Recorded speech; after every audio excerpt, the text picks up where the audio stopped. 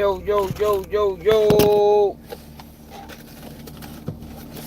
Back.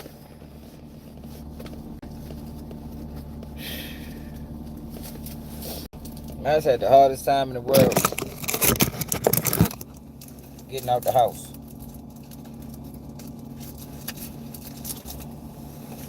A couple days ago, me and my kids shoveled out the whole, not the whole driveway, but we shoveled out enough of the driveway to where I could get in and out.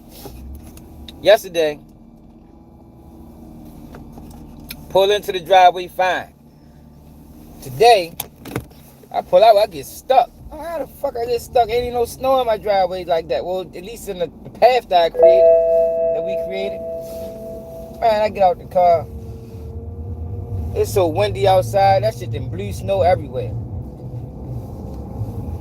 I'm sure how I got stuck, man. But yeah, we gotta talk about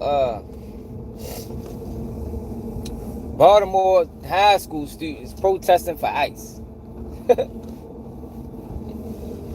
Yeah, I'm starting to believe Freddie Gray was orchestrated, y'all. Remember I said that I think Freddie Gray rise was the last organic rise, the Freddie Gray protest. I ain't so sure about that now. Nope. I ain't sure about that no more, y'all. Just think it's strange that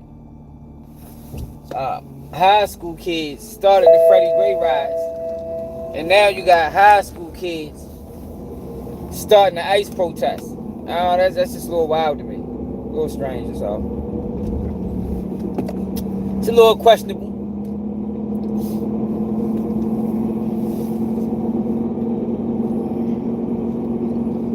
Cause how was your kids at that age don't even know what the fuck they protesting? You feel me? At that age, at 16, 17, 15, high school ages, very few of them kids know what they protesting. They don't even understand how media is manipulated at that age. They don't understand shit. You know, everything they understand is face value, surface level. They don't really understand what's really going on. So for them to go out there and protest, I want to know who designed it. Who idea was that? Who made them kids lean towards out there and protesting for ICE? That's what I want to know. Now hit that like button, y'all. That's what I want to know. But I'm going to show y'all these protests, and then I'm going to show y'all something else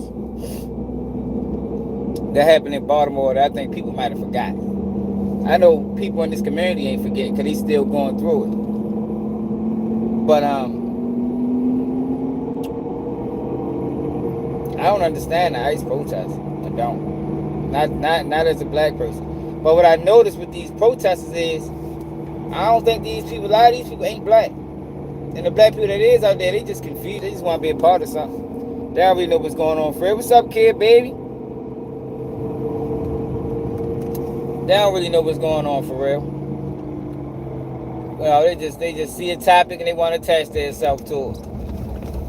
But if they really knew what was going on, they'd stay the fucking house and let these people figure it out.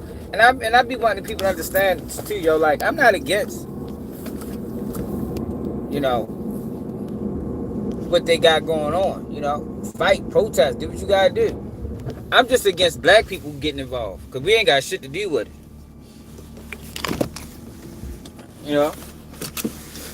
That's my issue.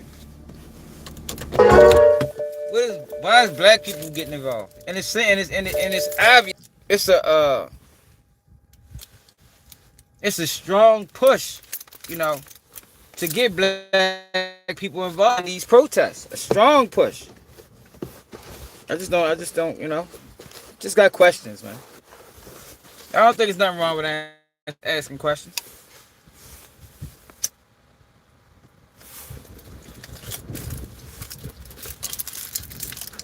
Then we got a little Dirk paperwork. I did a video on the paperwork that dropped.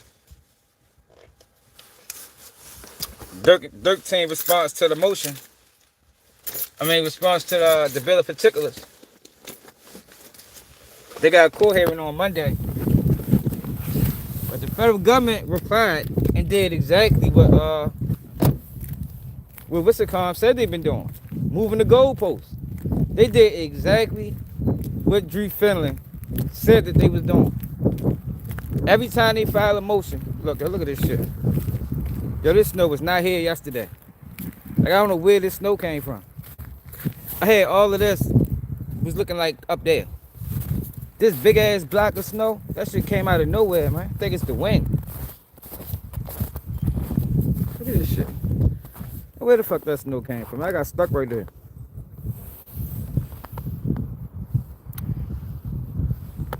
Hey Tyrone, we can slap the shit out you. I mean, we can do that too. You know, we don't just play dominoes. But we can pull up, slap all the shit out you too. I mean, I don't know. Lock me out.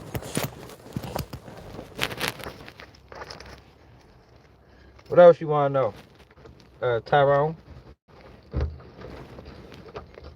I can give you a whole list.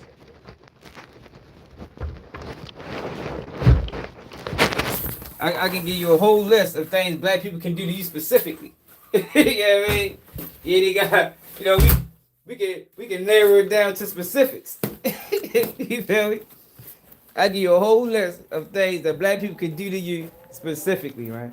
That way, you ain't never gotta ask that question again. How you like that?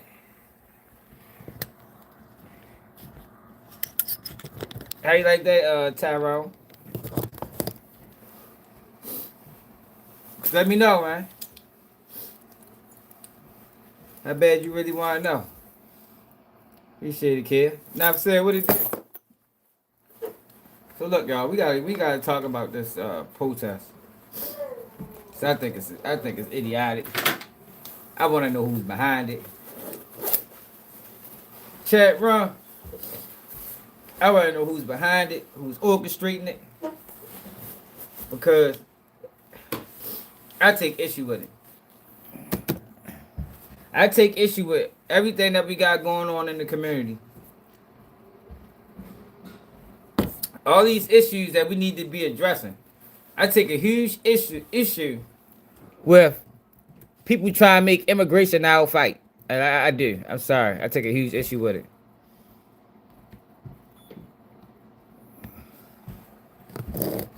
Has immigrants ever took on a fight of racial injustice or police brutality?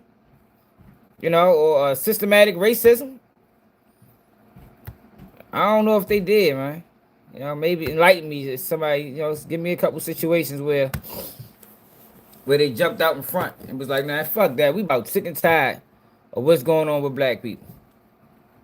And we wanna throw our hat in the ring. You know, somebody can make time when that happens, man.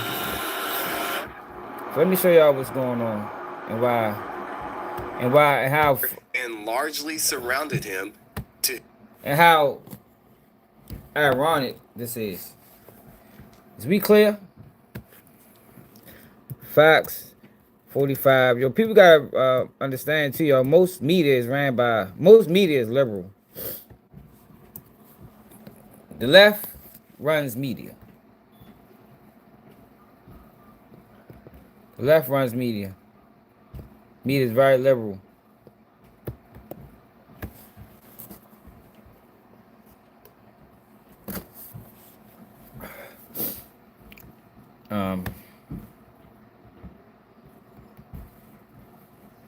Question remain.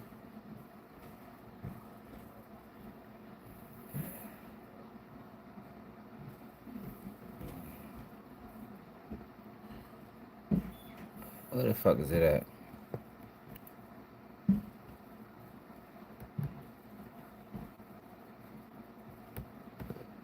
Look at this. Teachers trained on gender identity. Yeah, hold up, y'all. Let's check this out first. The fuck is this? Baltimore City Schools hired outside consultants to train teachers on how to instruct students about gender identity, including payments to a consultant who has said children can identify as transgender as young as 3.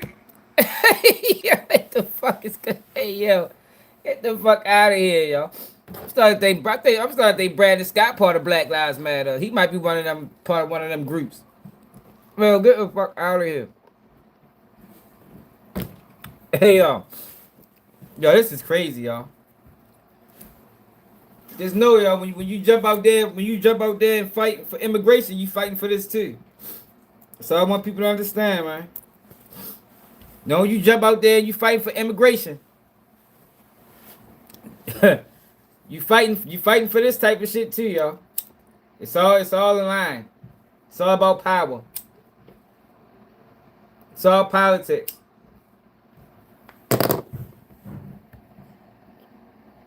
The same people that's pushing black people to jump into join this fight against ICE is the same people that's pushing this too. Just giving y'all heads up just in case you ain't know. What's up, Shalonda? To train teachers on how to instruct students about gender identity, including payments to a consultant who has said children can identify as transgender as young as 3. Patrick Hoff from our Spotlight on Maryland team looks at how those decisions were made and how sex education is shaped behind the scenes. It's preying on children.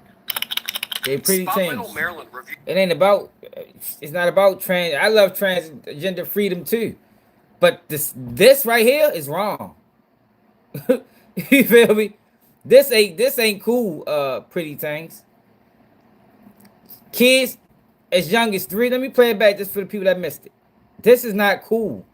This is bogus. This is bullshit. This is nonsense. That's what this is.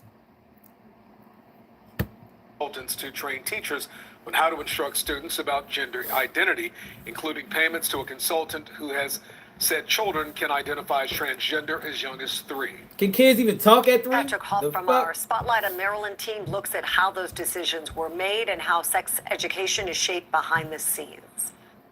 It's preying on children. Spotlight on Maryland reviewed hundreds of documents obtained through a public information request. The record showed Baltimore City selected 2 outside organizations, Advocates for Youth and Healthy Teen Network, to lead sex education trainings for teachers between 2021 and 2024. Both organizations publicly support expanding access to puberty blockers and hormone treatments for minors who want to transition genders. Damn, my kids don't go to Maryland schools city no more. schools chose them to So see this. So this is why people are taking their kids out of public school. This is the reason why people all across the world are taking their kids out of public schools. Yo, they are overstepping their boundaries with this. This is a major overreach of boundaries. You understand what I'm saying?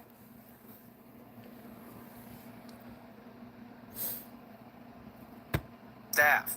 One of the main consultants was Nora Gelperin, Director of Sexual Education and Training at Advocates for Youth, and a contributor to the Maryland 3 R's curriculum. The curriculum includes lessons plans that introduce topics such as genitalia and gender identity as early as kindergarten. Emails show city schools paid Gelperin $3,300 in October 2024 to train teachers on how to implement that curriculum. City schools board documents show the district highly encouraged teachers to use the 3 R's curriculum in all grades as far back as 2021. And a Spotlight on Maryland review of the district's curricula showed the district used the 3 R's curriculum. All this right here is Black Lives Matter work, y'all. All of this is is Black Lives Matter work. 2021 to 2024. This is disgusting, man. This is sad. This is sad right here. And this is not against nobody and no gender like that. Like you gotta make, you know, it's similar to like when you say anything about the Jews, they say you are anti-Semitic. You know, it's like when you say anything involving these groups, they try to categorize you. And all this ain't that, yo. I don't care. Yo, people can do what the fuck they want. I'm just saying, leave the kids alone. You feel me? Leave the kids alone, man. Let parents teach their kids, you know, on their own time. Like, They talking about teaching kids this as early as kindergarten. Kindergarten? Like, yo, you didn't used to do sex ed until like the 5th grade. But kindergarten, you're saying that now you can talk to kids about a kid can identify as transgender at early as 3. Early as 3? And this is being taught in schools? Yo, that is crazy. That is crazy. And I understand why they take so long to tell us this. You know, if this has been going on since 2021, it's 2026. They already did it now. Because see, this is what they do. They already implemented the play. 2 years later, they come out and say this shit. But when the Republicans and when people who say the right was screaming about, man, they teaching this, they teaching that, the Democrats say they was lying. Said it's not true. But it was true. It was true. Through at least 2024. Gelperin said in a 2022 Facebook interview that children can identify as transgender as young as 3. So kids that are transgender at the ages of 3, 4, and 5 are able to say they feel like their body is wrong. Yo, this I heard of when I graduated school too. Y'all like, yo, wait. Yo, it wasn't even. Yo, you didn't start seeing kids that was gay until like high school. You know what I mean? Yo, now you got kids in elementary school, middle school. They got girlfriends and boyfriends. Like I'm talking about like girl on girl, boy on boy. Like, yo, you didn't see that when I was growing up, man. You didn't see that when I was growing up. You ain't start saying that shit to high school, man. Now it's going on in fucking my stepdaughter's 20 shit. She be 28 this year. And when she was in school, it used to be kids that was, in middle school. It used to be kids that was gay. Or at least they thought they was. You feel me? Because at that age, you don't know what you is, man. A lot of times you ain't even had sex yet. You don't know what you in. Like, this stuff is being influenced, man. If I show you this enough on TV and cartoons, I can convince you that if you share some of these mannerisms that you might be, you might fit the qualifications. And then kids start questioning themselves. Like, this right here is confusing children, y'all. That's what it's doing. It's confusing kids into choosing a certain type of lifestyle. Now, I'm not going to say some kids can be born like that, I guess, I guess, I don't know. But I think for the most part, these kids are being coerced into this, man. For real. They're being coerced into this lifestyle, man. They're being swayed into this lifestyle. They feel like something is different with them, how they identify on the inside. Let me go back, y'all. I did a lot of talking. I want people to get the full joint. So I'm gonna let it play up before I speak. Identity, including payments to a consultant who has said children can as young as 3. Patrick Hoff from our Spotlight on Maryland team looks at how those decisions were made and how sex education is shaped behind the scenes. It's preying on children. Spotlight on Maryland reviewed hundreds of documents obtained through a public information request. The records show Baltimore City selected 2 outside organizations, Advocates for Youth and Healthy Teen Network, to lead sex education trainings for teachers between 2021 and 2024. Both organizations publicly support expanding access to puberty blockers and hormone treatments for minors who want to transition genders. And for years, city schools chose them to train its staff. One of the main consultants was Nora Gelperin, Director of Sexual Education and Training at Advocates for Youth, and a contributor to the Maryland 3 R's curriculum. The curriculum includes lessons plans that introduce topics such as genitalia and gender identity as early as kindergarten. Email shows city schools paid Gelperin. What up, y'all? What else was part of that curriculum?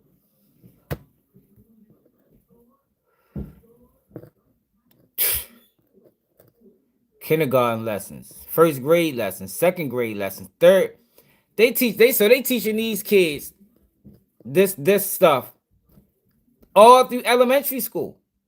Yo, this is crazy, man. And it's even wilder that they've been doing this. They probably don't even do it no more. But it's crazy that they did this and nobody and the news just reporting on it. That lets you know the news ain't really what you think it is. Because they should have reported on this in real time. Why report on it after the play already been in motion for motherfucking 5 years? It already been in motion for 5 years now. Now you report on it. Even though everybody was denying it 5 years ago. Early as kindergarten. My bad. I said I wasn't going to city talk. schools paid Gelperin $3,300 in October 2024 to train teachers on how to implement that curriculum. City schools board documents show the district highly encouraged teachers to use the 3 R's curriculum in all grades as far back as 2021. And a spotlight on Maryland review of the district's curricula. My bad, y'all. Yo, they said highly encouraged. Why? Like, yo, why is this being highly encouraged? No, when I hear something like highly encouraged, know what I think about? Lobbyists. You know, I think there's somebody putting money behind this, you know, making sure it's being taught. I think it's financed. When I hear something like highly encouraged, it got to be financial. What other reason would this be highly encouraged? Whatever reason. It got to be some type of financial incentive behind it. And then if it is, you got to question why. I keep telling y'all, question everything, man. Don't let these people think you wrong for questioning shit. Because that's the world that we live in. Where if you question things, you wrong. You insensitive. You're not empathetic, man. Fuck all of that. Question everything. I agree. Showed the district used the 3 R's curriculum through at least 2024. Gelperin said in a 2022 Facebook interview that children can identify as transgender as young as 3.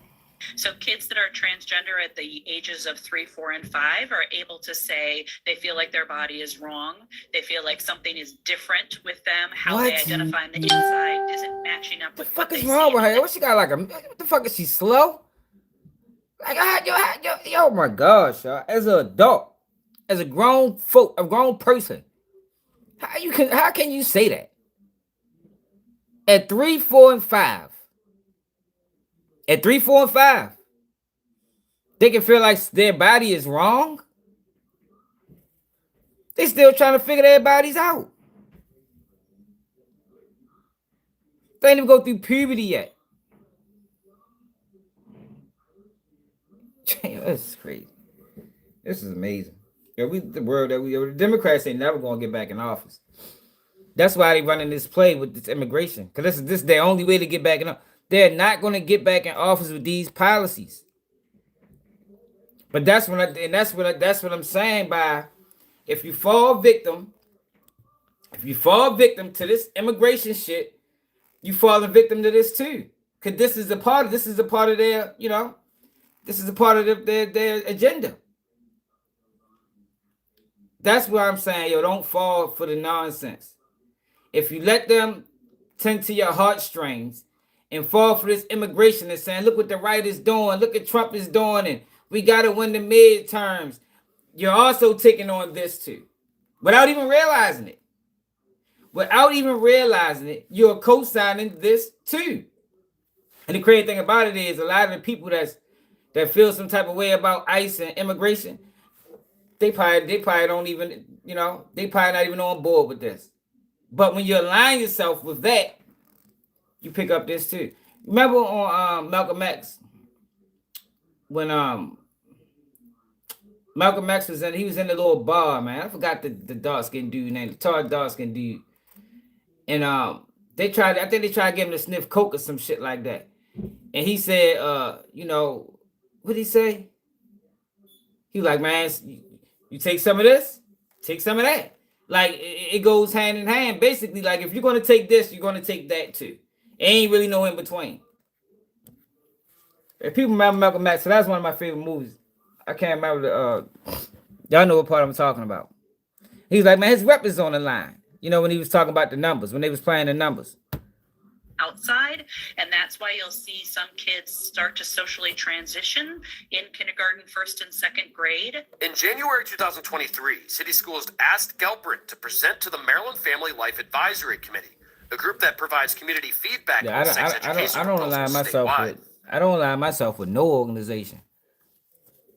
No, do I agree with that Black Americans are different than a lot of other Black people when it come down to, our views, our morals, our principles, things, yeah, I do.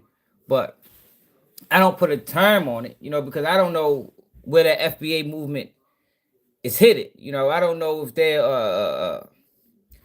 I don't know if they doing that shit for the right reasons. So I don't side with none of that.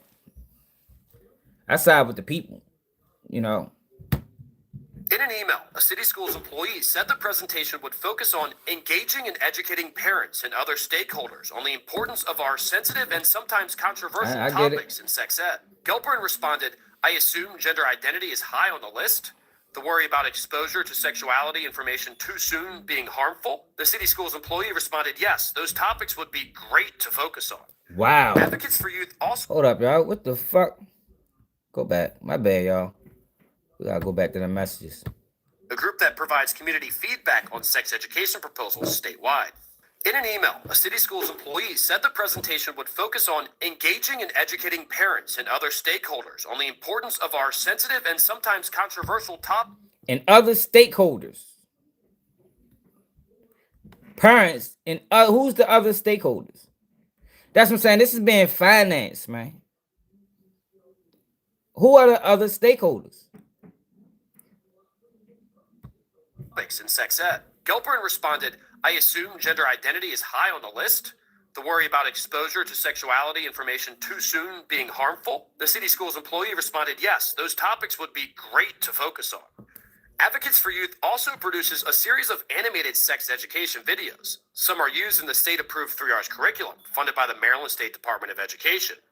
This video was assigned as homework for Maryland 4th graders. It is also common at this age to feel confused about your thoughts and feelings regarding who you find attractive. That's the shit I'm talking about, man.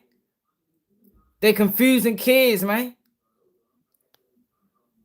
Yo, they are tricking kids into this lifestyle, man. Yo, kids are very impressionable. Very impressionable. And what they're doing is they're using the fact that kids are impressionable and they flooding their head with questions. Because that's what they're doing. They're flooding their head with questions about their identity. And it's confusing them. And it's intentional. Because it's being financed.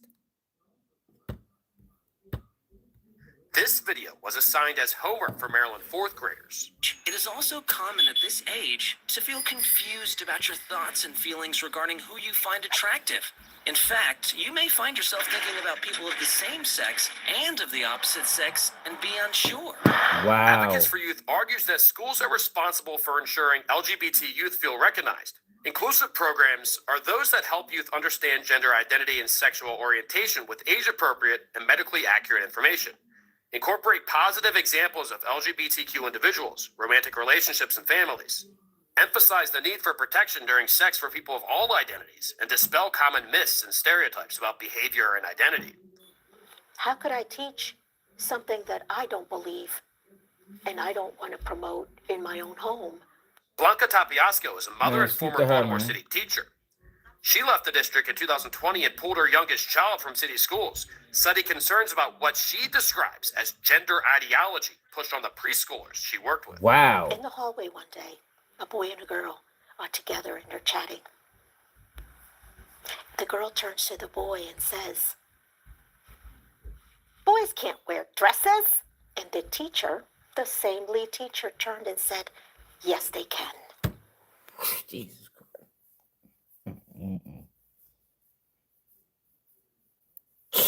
Wow. The fuck?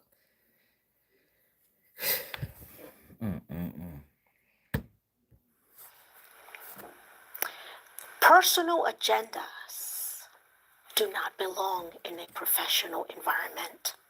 Documents show Healthy Teen Network also led professional trainings for city schools' health teachers from 2022 through 2024, including training specifically on the 3 R's curriculum.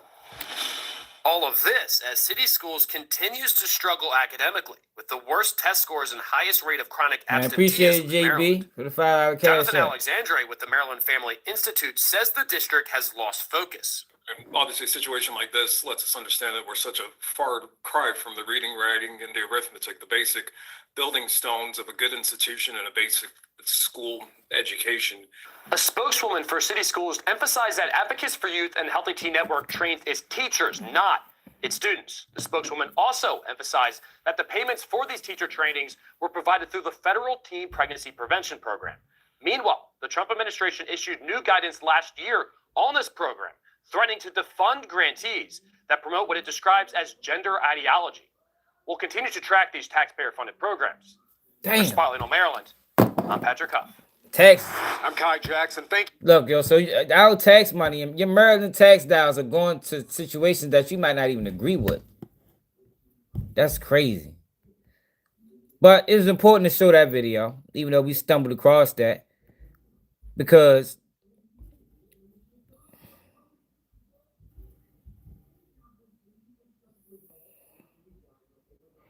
when you co-sign that, you're a co-signer. What the fuck? Baltimore high schoolers protest ICE. So when you take on that, when you take on this, you're also taking on that too. Because the same people. How old were you when you made your first million? What is this? It's the same people behind it. The same people. It's all politics, y'all. That's why I say you gotta detach yourself emotionally from politics. You cannot get emotional about political topics. You're gonna get tricked. Baltimore City students turning their passion into action, walking out of school with signs and bullhorns in hand to make sure their voices are heard. I want to participate because I feel like this is what's right. It's not right for ICE to be taking people who actually matter, and there are people also. I really. Yo, they out here putting cameras in kids. Yo, these kids don't know what, they don't understand what's going on. Yo, who kids? Yo, get your kids, man. Straight up, man. Parents, get your kids. They're being tricked. They're being tricked, man. These kids don't have no idea what's actually going on in real life. Right. Juice, come on now, man. wanted to support because these are all my amigos. We need to make a message. We need to say something that even the young people know this. Student government president Caden Edwards helped organize the protest. He says this viral video showing conditions at the ICE Baltimore facility on Hopkins Plaza was the catalyst. So when we realized that ICE was becoming a problem and we seen the detention center and do I gotta say what do I gotta say what this is? I don't think I do.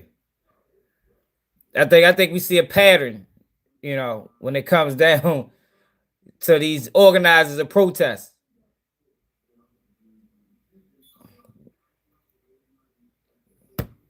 our own city. All you gotta do, We realized this.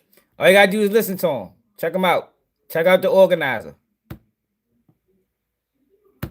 Just listen to him. You ain't gotta say nothing.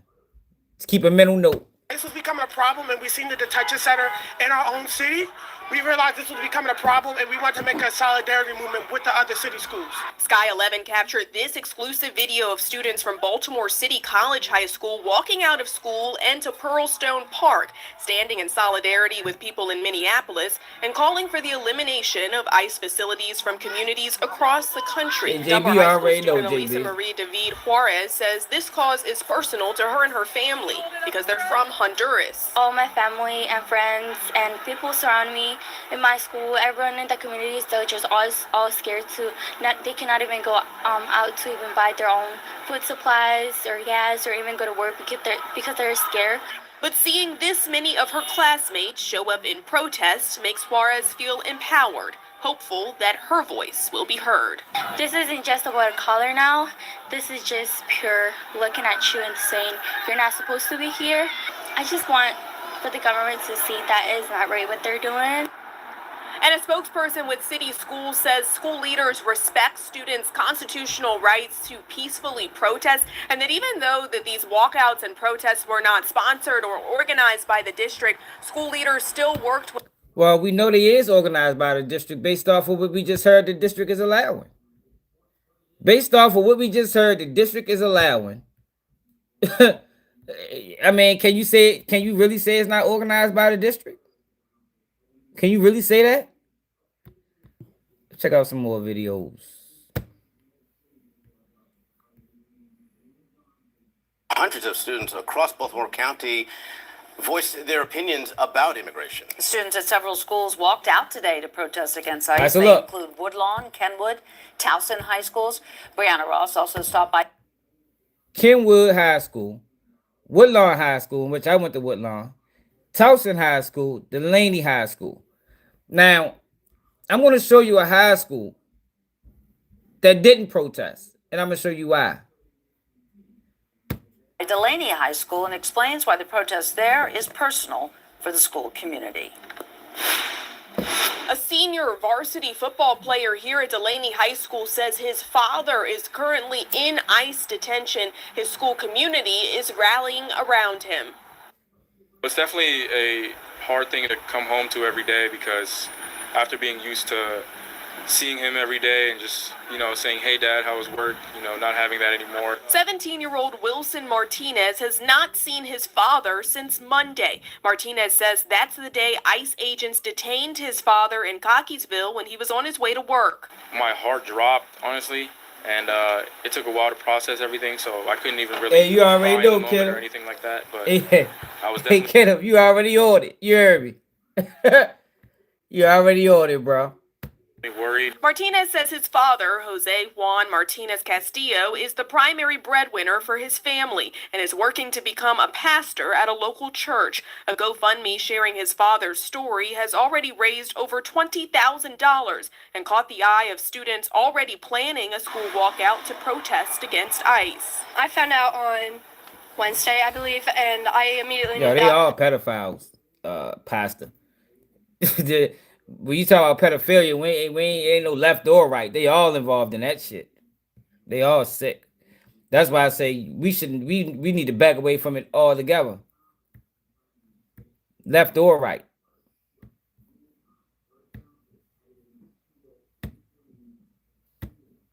This was for a bigger reason. Hundreds of students walked out of school Friday at Delaney High School with signs in hand, protesting against ICE with several other schools. Sky 11 captured school walkouts at Kenwood High School, Woodlawn High School, and Towson High School. Students hope they spark change. The only thing stronger than hate is love, and that is our point. We want to be stronger. I think it's so important that we bring a message and light to this, because it's such a truly tough time in our country. Martinez says seeing this walkout, seeing his fellow students rally around him and his family, gives him hope. It's such a heartwarming feeling to know that we're supported by many. Martinez says his father is not a U.S. citizen but has no criminal record. The family believes the father is currently at a detention center in Louisiana. At Delaney High School, I'm Brianna Ross, WBAL TV. So let me show y'all something else. Hold on. Before I get the school that didn't protest. Because, and it's crazy because this school probably got more Hispanics than any other school that protested. And I'm gonna show you why they ain't protest. Because they have been having issues with Hispanics. The blacks and Hispanics in this school have been at war with each other.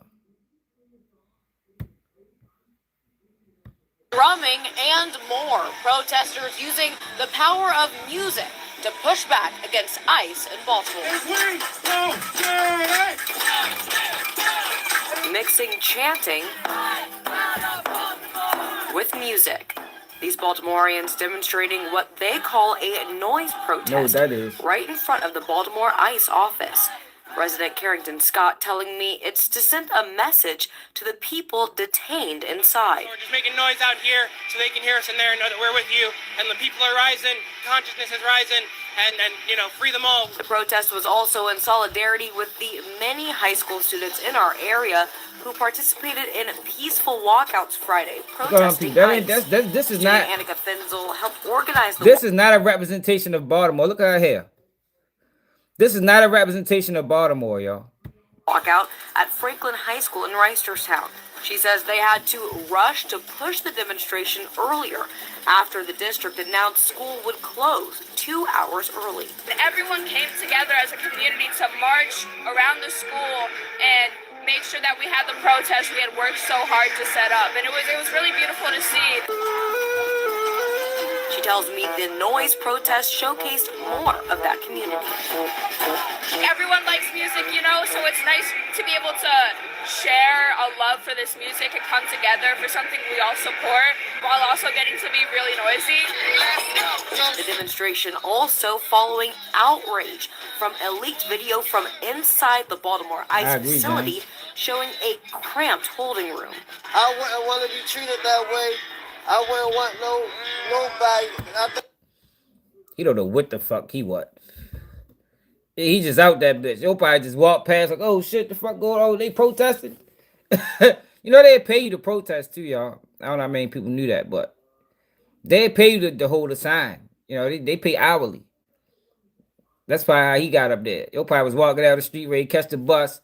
They like, hey, you want to protest ICE? He'll probably like, shit. Yeah, we pay it.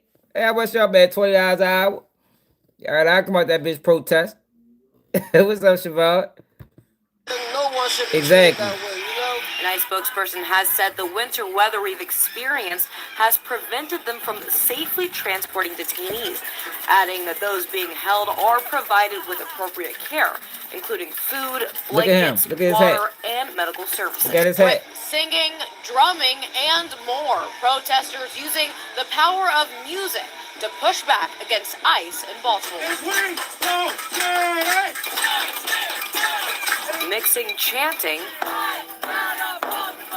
with music. These Baltimoreans demonstrating what they call a noise look at her haircut. protest. I'm just trying to show y'all what's going on, man.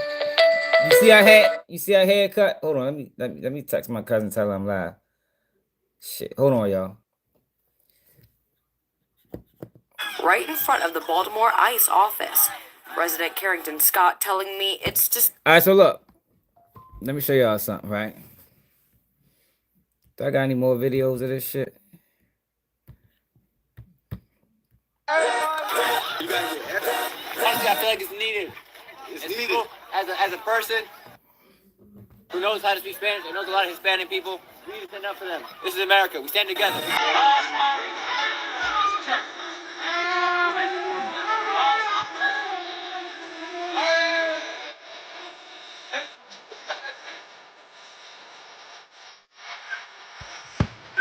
I can't play that. It's sad that they're using our children in this way, man.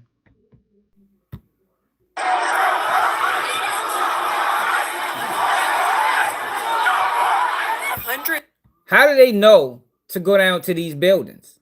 Of Baltimore City students walked out of school to protest against ICE. The students say they want to see ICE removed from all metropolitan cities. We watched as a couple hundred students poured out of the doors of Dunbar High School with signs, some even with bullhorns in their hands, to make their message loud and clear that they do not support what ICE is doing. Dunbar High School students marched from their school straight to City Hall, where they protested outside, City Hall, y'all. even catching the attention of several city council members. Most of these kids probably don't even know what goes on in City Hall. Around the same time, students from Baltimore City College High School walked out of their school and marched to Pearlstone Park. Sky 11 captured video of that protest from up above. Students who organized the Dunbar High School walkout say a viral video of conditions at the ICE facility in Baltimore and seeing what's happening in Minneapolis and across the country pushed them to take action. We need to move forward. All right, so look. Let me show y'all a school. that probably got a bigger Hispanic population than every single one of these schools that didn't protest. That didn't protest.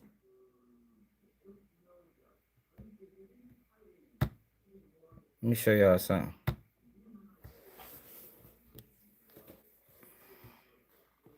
For the people protesting for ICE. Slain Patterson High School student classmate tells I-10 what happened before the shooting. Check this out. Now this is an ongoing issue that the black kids are having with Hispanic kids in Patterson. This is the story because of the one. In that As a area, lineman, it's his job to keep the power on. That's one of the few areas in the city. What's up, Sunshine? Where the Hispanic population is growing rapidly. And they're having issues with the black kids. But they're trying to get black people to go out and protest on behalf of these illegals that don't fuck with us. Man, straight up, man, because she know what it is. Talking to us, and so is her 15-year-old son. And the mother called the I-team. The mother is talking to us, and so is her 15-year-old son. And the mother called the I-team. She was very upset about the shooting, and also about a call that she says she received from Baltimore City Public Schools. The district, she says, wanted to transfer her son. She says after talking to her boy, she found out why. He also talked to us today. I didn't look at nobody. We all just started running. And then we heard shots and we were running. A 15-year-old student tells 11 News he and a group of friends were with 16-year-old Isaiah Carter moments before the shots were fired at a park near Patterson High School. He claims they had been bullied and threatened and decided to leave school to fight some Hispanic students. But after getting to the park, they noticed someone with the other group had a gun. They had pulled out the gun, and then we all just started running, dropped our stuff and started running. His mother says she had no idea her son was involved until someone from the Baltimore City Public School System called last night and said the district wanted to transfer her son for his safety. I got a call and they said they were going to transfer him. Transfer him for his safety. But they trying to get people to go out here and protest for these people, man. Like, oh, come on, man. Like, we got to tighten up. When people didn't know about this, this is a major story. This was a couple years ago. This is a major story. But they trying to get people using our children as pawns to protest and fight for some people that when their numbers grow, we have issues with them. Assigned to another school because they feel a retaliation due to the fights that occurred before the incident. Before the shooting. Before the shooting. The mother says she is aware of multiple fights at the school and a disturbance 3 weeks ago involving Black and Hispanic students. Once he came home with marks on his body, I went up to the school and I found out this is what happened. She says her son was suspended for 11 days. He claims he was helping defend another friend. It was the people who were bullying us. Yo, they didn't got to a point. Your Patterson has always been a predominantly black school. They didn't got to a point now where it looked like majority of the school Hispanic. And the black kids in the school is the minority. And the Hispanic kids are picking with the black kids. But they're trying to trick black people into going out here fighting for immigration. Man, get the fuck out of here, man. Motherfuckers a damn fool. They go out that bitch and protest. Better let them figure that shit out. And like they tried to jump him, but then the rest of our friends had got involved and stuff. His mother claims the disturbance was caught on school security camera. The school police told me that they have outside people coming into the school to fight on the black kids. Thank you, Lord. Father. Members of the Bayview Community Association and other neighbors of the school held a prayer vigil to remember Ain't the Carter. majority no more. They walked to the area of the park where the shooting happened. And Southeast District police officers, members of BPD's Hermanos Míos youth program, offered emotional support to Patterson Park students, both groups calling for unity and seeking an end to gun and youth violence. Still, this mother worries about whether to transfer her son to another school. If you send your kids to school, you expect for them to be protected, to be watched. Now look, I think she go more in depth in this video right here.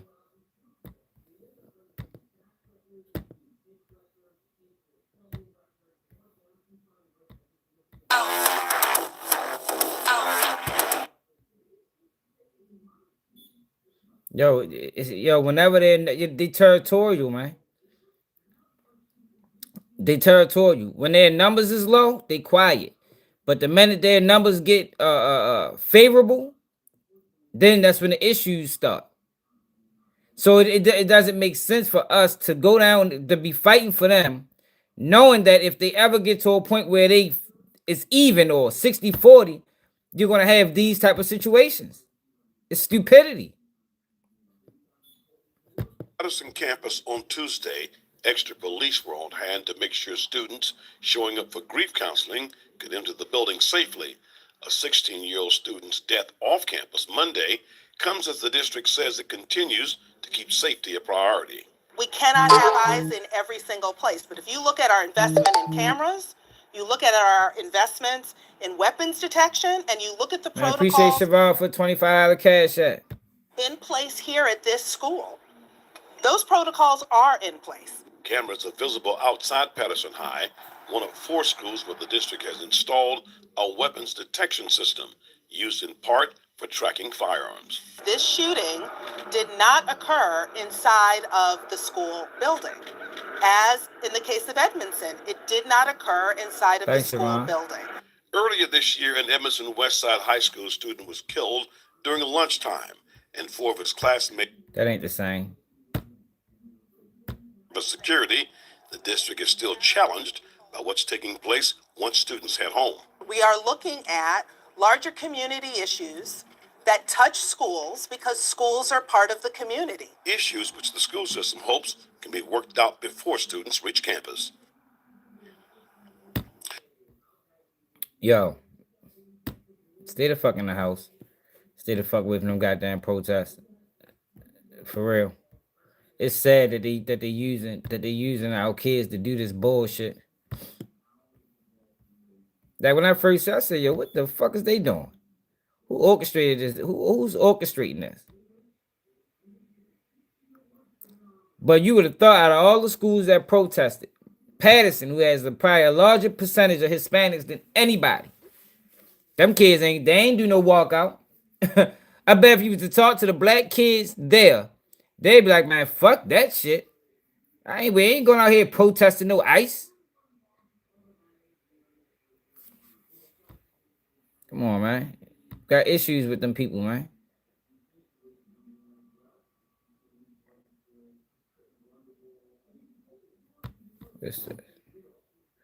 Former ICE facility workers saw people laying in feces at a Baltimore detention center. Baltimore's ICE detention facility. This person used to work there, which you may have seen in this viral video. And you can see just how overcrowded it is. But this worker tells us what they saw goes far beyond what this video shows. Our chief investigative reporter, Eric Flagg, has our exclusive interview. We're disguising the identity of a former worker here at the ICE detention facility on the 6th floor of this federal building in Baltimore because they signed a non-disclosure agreement before starting work here, which means they could face legal retaliation for talking about it. People laying on the floor, head to toe. That reminded me of the pictures that I saw in elementary school of how they brought the slaves from Africa. Oh my God, get the fuck out of here. I'm done. We ain't gotta watch that shit. The fuck? Like, yo, this is crazy, yo. You just related to slavery. Are you serious? Yo, did this person just relate this to... Yo, like, this is... If y'all can't tell this is orchestrated, like, I don't know what else to tell people, man. This is highly orchestrated. Highly political. And like I said earlier in the video, when you allow this to touch you emotionally, you're also co-signing the other things that we just watched earlier in the video. You're co-signing both. Now, we ain't even watching that. We ain't watching that. This is crazy. Did y'all see this? I want Deontay Wilder goes clean off after being asked about Tyson Fury. So we're gonna get the Dirk to y'all, but I wanted to talk about this. What's up, Major? Yeah, they think we stupid 2800. And shit, I think it's been proven at this point. I don't even say they think. I mean, it works. It works all the time. Like we always fall for this shit. But Deontay Wilder said he has a documentary coming out that's going to detail how he was cheated in the Tyson Fury match. You know, he lost to Tyson Fury, I think, twice or 3 times or something like that. He said he was cheated. And ultimately, I think that led to him backing away from boxing because he haven't fought in a while. But he went off on this dude. I wanted to move you on to Tyson Fury. I don't want to talk about him. No, but you're going to. We're here about. No, but you're going to. We're not going to talk about him. We're not going to talk about him at all. Understand that? No, fair enough. All right, then. So let's move on. It's all about Derek Chisora. That's it. I understand that. You've called him a cheat. And it leads me to. Biggest in boxing. That's like a little bit flaky. You lost those fights. And those fights were lost. Kind of disappointing to me. You can say what you want. I know the truth. He gonna pop up and facts. talk about Dirk. Okay. Understand that. I risk my life for you's entertainment to see. No, absolutely. So why I ain't never lied about none of this business. Why is it so hard to believe a black man than a white man? Understand me? Yeah. Why is it so hard to believe a black man than a white man? Why you don't believe it? Why is it? First and foremost, it's got nothing to do with color. No, it does. This whole country got something. This whole world got something to do with race. You think your life has been like mine? Listen, come on, you got white privilege, brother. Don't start. I ain't never had that. Don't start my I'm a black man with dark skin. Ain't nothing ever been given to me. We done been through so much. So much. We wanted to move on, right? Come on, man. Try to give you a vision, a little insight of what we go through as black people, man. I got it. You don't get it. Well, okay. None of y'all get it. Where do you want me to go? Y'all don't get it. And that's the problem. You think you get what you don't understand. Okay. Why is this so hard? Man, let me get the out of here, bro. I'm out of here. I'm out of here. Talking about my people and all that shit. It's hard to believe a black man than a white man. The cheated. Tell him to sue me so I can show the facts early. Because when the documentary and everything the story come out, I'm gonna show everything. Fantastic. I'm gonna get all the people that know and all the people that's in the inside. He got people that the inside of him. I don't what? I don't about that. I said we didn't want to bring him up in the first place. It ain't got shit to do with him. Fair enough. The you talking about? Yeah, man. You, man. I'm out too. What happened there wasn't right. He told you don't bring it up, but you come on. I wanted. Yeah, if you say don't bring it up, don't bring it up. Like don't sit there and play victim. He had a conversation with you previously, said don't bring it up, and you brought the shit up anyway. Like, hey yo, did y'all see this Glorilla? Yo, did y'all see Glorilla's sister going off on her? Yo, this shit is hilarious. Her whole thing with this shit is too funny. Like, I don't know. People crazy, man. Yo, certain family members, man. This is why you leave certain people where they at. Like, yo, she is out here going crazy, man. Yeah, they did. Yo, she out this bitch, she ate roaches and shit. Yo, that's right. That's it. I was so damn hungry, I damn near ate a roach. Sleeping on the next motherfucker couch, bitch. Yeah, she wrong. I'm in the bed. I'm in the bed. Okay, my bad. I got a little over. I've been on the couch. But you don't need to do shit with our autistic brother. I know he ain't do shit to you. We got an autistic brother. You don't even do shit for him. Then they laid on the motherfucking mattress with me and pissed in the bed and lied like it was me. We had pregnant Rex. The rest were fucking pregnant. And we used to feed the goddamn Rex. We used to feed the Rex. My mama lived in the house she bought. Gloria did not buy that house. She bought my sorry ass dad that house. Full of roaches. She need to. I asked her, I ain't But made you ain't never begged no motherfucker for nothing. No. You don't need no hand No. for nothing, right? No. But y'all can if y'all want to. That's my motherfucking sister. And I can talk about whatever the fuck I get ready. Y'all ain't talking about shit. Me and this bitch Hey, I'm laid gonna go on the to floor that. together. How she was Struggle 2500. together. Didn't eat together. Hey, he doing all this shit for 2500. Hey, yo, this is pure comedy, man. Yo, but I found out that she pulled a gun out on Glorilla back when they was kids. That shit in paperwork. So it's like, what do you like? Yo, hold up, yeah. Yo, she doing this shit for 2500. It's crazy. Worried about me talking about it. I'm gonna talk about Nelson. I think Tory Lanez gave her 2500. Tory Lanez sent the 2500 for the joint, man, to shut her up. Gotta get ready, and they ain't gonna get touched. Man, imagine you sleeping a big ass cockroach hitting you in the motherfucking face. Chloe remember it, cause she talks about it. She remember it. She not obligated to do shit for us. She not obligated to do nothing for What's up, us. Trap? Walking around with Payless shoes. Her mama sitting here getting all the motherfucking foods out to the pastor cause she fucking them. I was so damn hungry, I damn near ate a roach. What the fuck is wrong with this girl? Yo, look, let me go to the TMZ video where she said all she wanted was 2500. I think she meant 25,000, right? I mean, I'm pretty sure that's what she meant. But she said 2500. 2500. Yo, not 2500 though, man. Hold up. Where the fuck that shit at?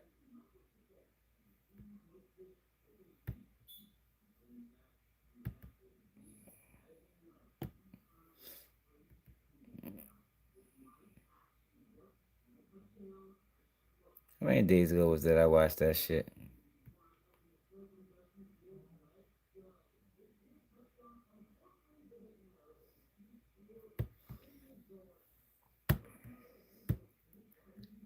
TMZ Glorilla.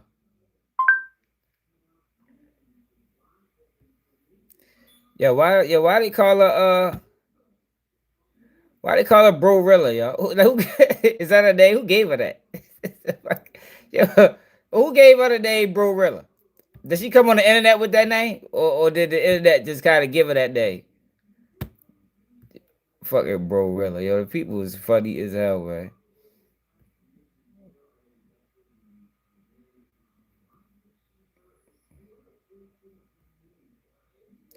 Man, where the fuck is it at? They took it down?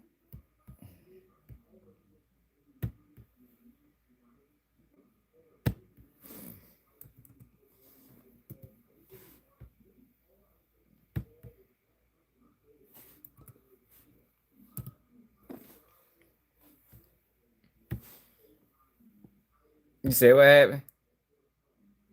Oh, Chick Daddy started calling her that? I think TMZ took the video down. Yeah, TMZ took the video down, but other people got it. I hate watching some of these other people's videos.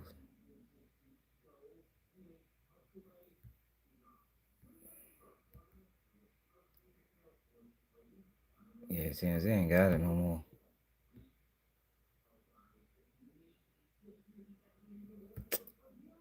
Glorilla product, man, take that shit down, man.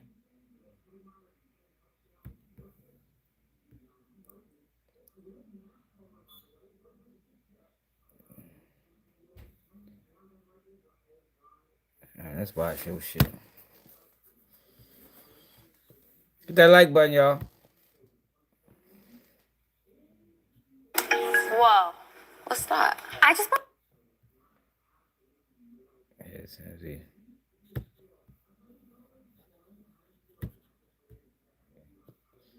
Do me a favor before you watch this video. Please, please, please go subscribe. That your sister has an obligation to share the wealth. Hey, yeah, she got an obligation to share the wealth. We stay here, we struggle together. Took baths and bottles of water, rest, roaches, all that. Yeah, she obligated. Is them friends obligated? She doing everything for them. So yeah, I feel like I'm obligated. What is it you think she's not doing for the family? What is the... you're making it sound like there's a real financial hardship. Describe what you're talking about. She's not doing nothing. Yo, but look at where she at. Like, yo, those chairs are expensive. It look like she's in a pretty, I don't know where she's at. But these chairs cost a lot of money, man. Them motherfucking level fold outs. They're not cheap at all. Nothing. Nothing. She not doing nothing for family. At all. She do little oohs and ahs for our parents or whatever, but barely nothing because my mama still clocking the clock at FedEx. Oh, she don't want to work. Gloria got y'all believing this fake ass, imaginary ass thing where she retired them. No, she did not. My dad retired because his time was up. She's supposed to have retired my mama, but she didn't. My mama still clocking the clock at FedEx. Why does she owe it to you to support you and to support the family beyond what she wants to do? It's her money, right? Because don't go on no interviews, talk about our struggle. Why TMZ even interview her, yo? Like, TMZ out of line. Like, everybody's chasing clout. She had the internet in the buzz. TMZ probably inboxed her immediately. Like, look, you want to talk about it? Like, they don't give a fuck, man. Like, this is terrible, man. You want to do that? That's not right. You don't sit here and talk about struggles, sit here and struggle with. It's not one sibling. You got 9 other siblings. She got her money just because she got plenty other in Memphis. She getting money too. I got 2 siblings. Yeah, cause it's definitely staying down there in Atlanta with her. That she treat them like housemaids. Y'all keep on painting this picture like she's just a good person and an upright person. She's not. So here's something that Glow pretty publicly did last year when your dad, you said he retired. His time is up, so he retired. And she bought him a brand new Jaguar as a retirement gift, right? And we saw this back in November. I mean, that's pretty nice to give someone a Jaguar, no? Yeah, what picture of Jaguar do you have? No, she bad as shit about that. I just know it's a white Jaguar. What picture? What evidence do you have of the brand new Are Jaguar? you saying that the Jaguar was not? She didn't actually give him a Jaguar? What evidence do you have of that brand new Jaguar? There's an Instagram video of it. Of course, she gonna try to make it look good for y'all. My dad over there broke as a right now. Let's say she has $2 million. How much of that does she owe to you and the rest of the family of that $2 million? Yeah, Jaguars she are get all bad. for like $2,500 a piece. How much? $2,500. Like how? Hey, look, that's just stumped them. She'll say how much? Like, yo, they probably could have gave her $2,500. Hey, hold up, yo, let's go back and look at the host. It was like, what? Hey, they was confused. He owed Look, to you he couldn't even get the words out. Check it out, yo. and the rest of the family of that $2 million. She can get all for like $2,500 a piece. How much? $2,500. Like for that's it? Just $2,500 flat, or is that a $2,500 flat? I think she would jump at that. I think if that's all you want, I think Glow might jump at that. But imagine her being on for 4 years and not giving us zero. None at all. What does your mom think about you going public with this whole thing? At the end of the day, the day got to end. I think she had to bid $25,000. So what do you have it, man? Yo, she had to bid $25,000, man. All right, so look, right. Don't get me wrong, yo. Like, I don't think, like, if I had money. So let me say this first, yo. A lot of these rappers ain't got money that you think they got. You know, and that happens, I think, a lot with family. You know, when you got one person in the family that looks to be more financially stable than the others, especially as a rapper or entertainer, you know, because their job, part of their image is making it look good. So I think a lot of times people fall into the image. You feel me? They probably think Glorilla got $20 million put up. And I'm willing to bet she don't. You feel me? Like, it ain't even no telling she got $1 million put up.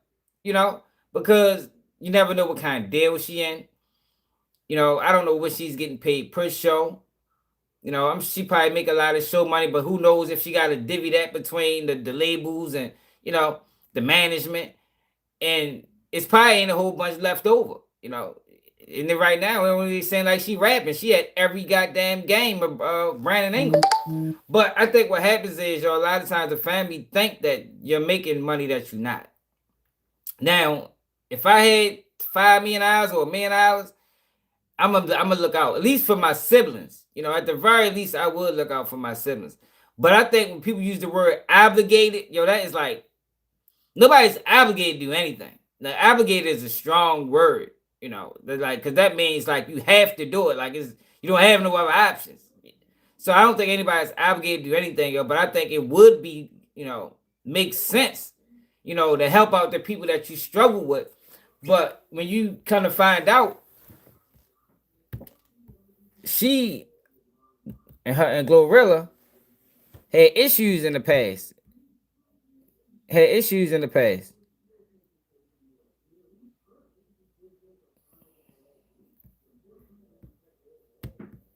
Where the fuck is this shit at? She pulled a gun out on Glorilla when they was kids. I ain't got it saved. God damn it. I'm gonna try to find it real quick. Hold on. Here you go, right here. She look like a girl right here. Glorilla's sister was arrested in 2015 for drawing a gun on Glo and threatening to shoot her. So it's like, how you do something like this to your sister, didn't expect for her. Now she got money. What is she just supposed to forgive you? This shit probably hard to read. In Tennessee, age 19, female was last known address is something Memphis. The complainant, Olivia Woods, advised her juvenile daughter, victim Gloria Woods, called her and stated her sister suspect, Victoria Woods, was making threats to her with a gun. The victim advised the suspect grabbed her and began to snatch her by her clothing and then in a threatening manner. The victim advised the suspect told her to shut up before I shoot you. The victim advised the weapon wasn't pointed at her, only as threats were made. Officers made something the same, and the suspect willingly admitted she had a gun and stated it wasn't inside the hotel room. The suspect stated the gun was hidden outside near the parking lot. Officers located a 25 caliber revolver inside a broken fence in a wooded area near the parking lot. Completed and signed the domestic violence hold harmless due to the victim being illiterate. Damn. They say Glo is illiterate. That's crazy.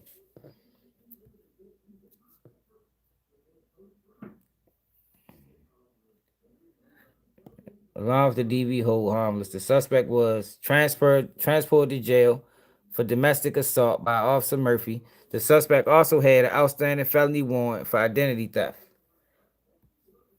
Yeah, she is jealous.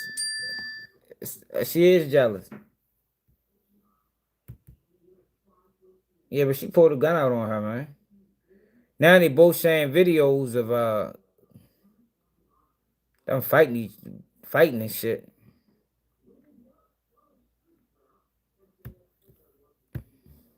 Yeah, bro, you bringing up our daddy and our mama and bro, fool. Gloria dropping blank on them folks. Gave our mama $500,000. And bought her motherfucking house. Bought her Benz. The fuck is you talking about, bro? All right, so this is the other siblings responding.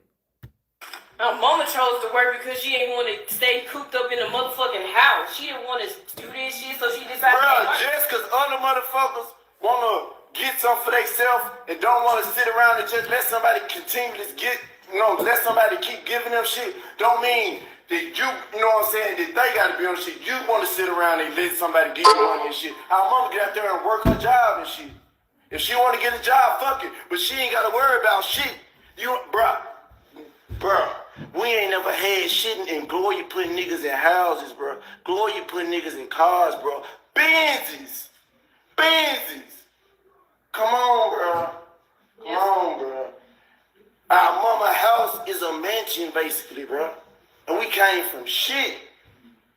Nothing. And I don't think you had to do, bro. Gloria wanna fuck with you. That's the crazy part. We was just talking about it. On everything, like, you kept trying to bug her and be like, hey, like, lawyer trying to give you some money, even though the fuck shit you did to her, she still with you because you asked Gloria for some money. Gloria fit the city. You came, you said you wanted like 8,000. Like, hey, bro, yeah, send me a quick 8,000. How you gonna beg somebody then tell them what to send you? And then that person don't even fuck with you, so how in the fuck can you even sit there? That person don't even fuck with you like that. You better be glad that they even got mercy and giving you anything, bitch. Bruh, the time you got the chopper to. You said you wanted Gloria to do life in prison, bruh. You put a chopper on Gloria. Like, bruh, come on, bruh. You been doing crazy shit. You ain't. Gloria still was fucking with you, bruh. Back then, Gloria used to be fucking with you and shit. I used to be like, bro. Glorilla probably needs, she should be the one to sink the motherfucking ship. That's probably why Glorilla separated herself from her. She'd be the one to take Glorilla down. She probably need to stay the fuck away from this girl, man. She bad news, man. Family or not. Now, you can't be stupid now. Now, I think it's good to look out for family if you can, but don't be dumb either. Now, a lot of people go broke by being dumb. Fuck with shit like, bro, this my sister, bro. I can't never stop fucking with her, bro. Even though she do crazy shit, I'ma keep fucking with her. And Gloria like that with everybody, bro. The folks want to be snakes and shit and talk about it like she don't be doing shit, bro. She do everything to people that don't snake out, bro. She crazy. Know that. And then she playing the internet game because she know motherfuckers gonna eat this stupid ass shit up. Not knowing what the fuck is going on behind the scenes. Y'all just be talking, not knowing shit. And bro, you talking, bro, like for sure everybody in the family, bro. Bro, if a nigga make a call to Gloria dropping shit off. It's a fact, bro. It's a fact. Gloria randomly send niggas money. Sometimes, nigga, bro, you bringing up our dad and our mama, bro. Where this whole video at? Let's find that whole video.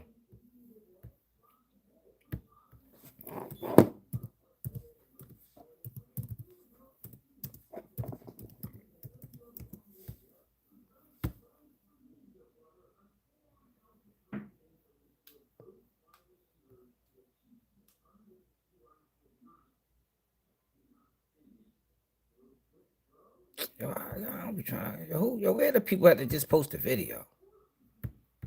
I don't really be interested in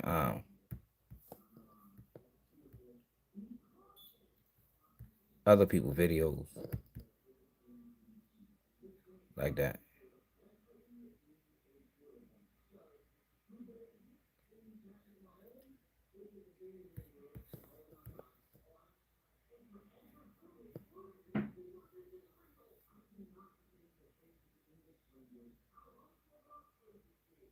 Here you go.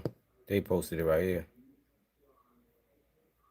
Who video is this? Oh, Access Media. Apparently you can go from 0 to a complete site in just a single prompt with Wix Harmony. I don't know if this is going to be possible. Or vibe coding meets drag. Alright, so the Glorilla family drama just took another turn because now her sister Victoria Woods, aka Scarface Woods, has obligated to Glorilla's money. Dude, it's her money, right? Because don't go on no share and talk about struggles sharing. Of that, talking about like how for that's it, just 25. To give me money because I was giving her my food to make sure she eat, or I was making all of this is going on. It seems like Glorilla is getting sick and tired of her sister trying to expose family drama. So in the comment section, you can see the sister say, "Female lame as F," and then Glorilla comments and says, "I'm cash apping everybody who report her page," and screenshot it. She then says, "I'm finna go to sleep. I got y'all when I wake up." And the sister posts this and says, "So mad the truth came out. Female, shut up." Seems like Glorilla is just sick and tired of her sister trying to expose family drama that she is willing to pay people to report her page so she can't have nothing to speak on. And y'all, that's not all. So according to Tasha K, she put up some old documents from 2015 showing that Victoria Woods, which is Glorilla's sister, was arrested for domestic assault after allegedly threatening Glorilla. At that point, we need to just not being a dumbass bum like how she is. Like, it's literally crazy because I don't know where to begin on the retirement shit. I don't know. Where should I begin? First of all, I'm almost straight. Victoria. I'm almost straight. Like, I think you start like I'm almost straight. Like, she ain't earned for shit. Like, Gloria dropped the, like, come on, bro. Gloria dropped the $500,000 off to her. Like, she need to cut this shit out, right? Nah, for real. She got her a house. She got her 2 cars, and then she did the same. That's what I'm saying. No, that's what I'm saying. And then she got identity a house and 2 cars and shit like that. And she fought with the people that fought with her. Toya, you wasn't even with us most of our lives. You was in and out of foster care. Yeah, because you was lying on our mama and shit. Our mama wasn't doing half the shit you was saying she was doing us, bro. Damn. That's why, yo. That's why it's always 2 sides to the story. So she probably don't even fuck with her like that. To be honest, that's why she on the outs. You heard me? Bro, our mama was not doing all the shit you was saying she was doing, bro. That's some whole shit, bro. I ain't gonna lie, you on some real whole shit, bro.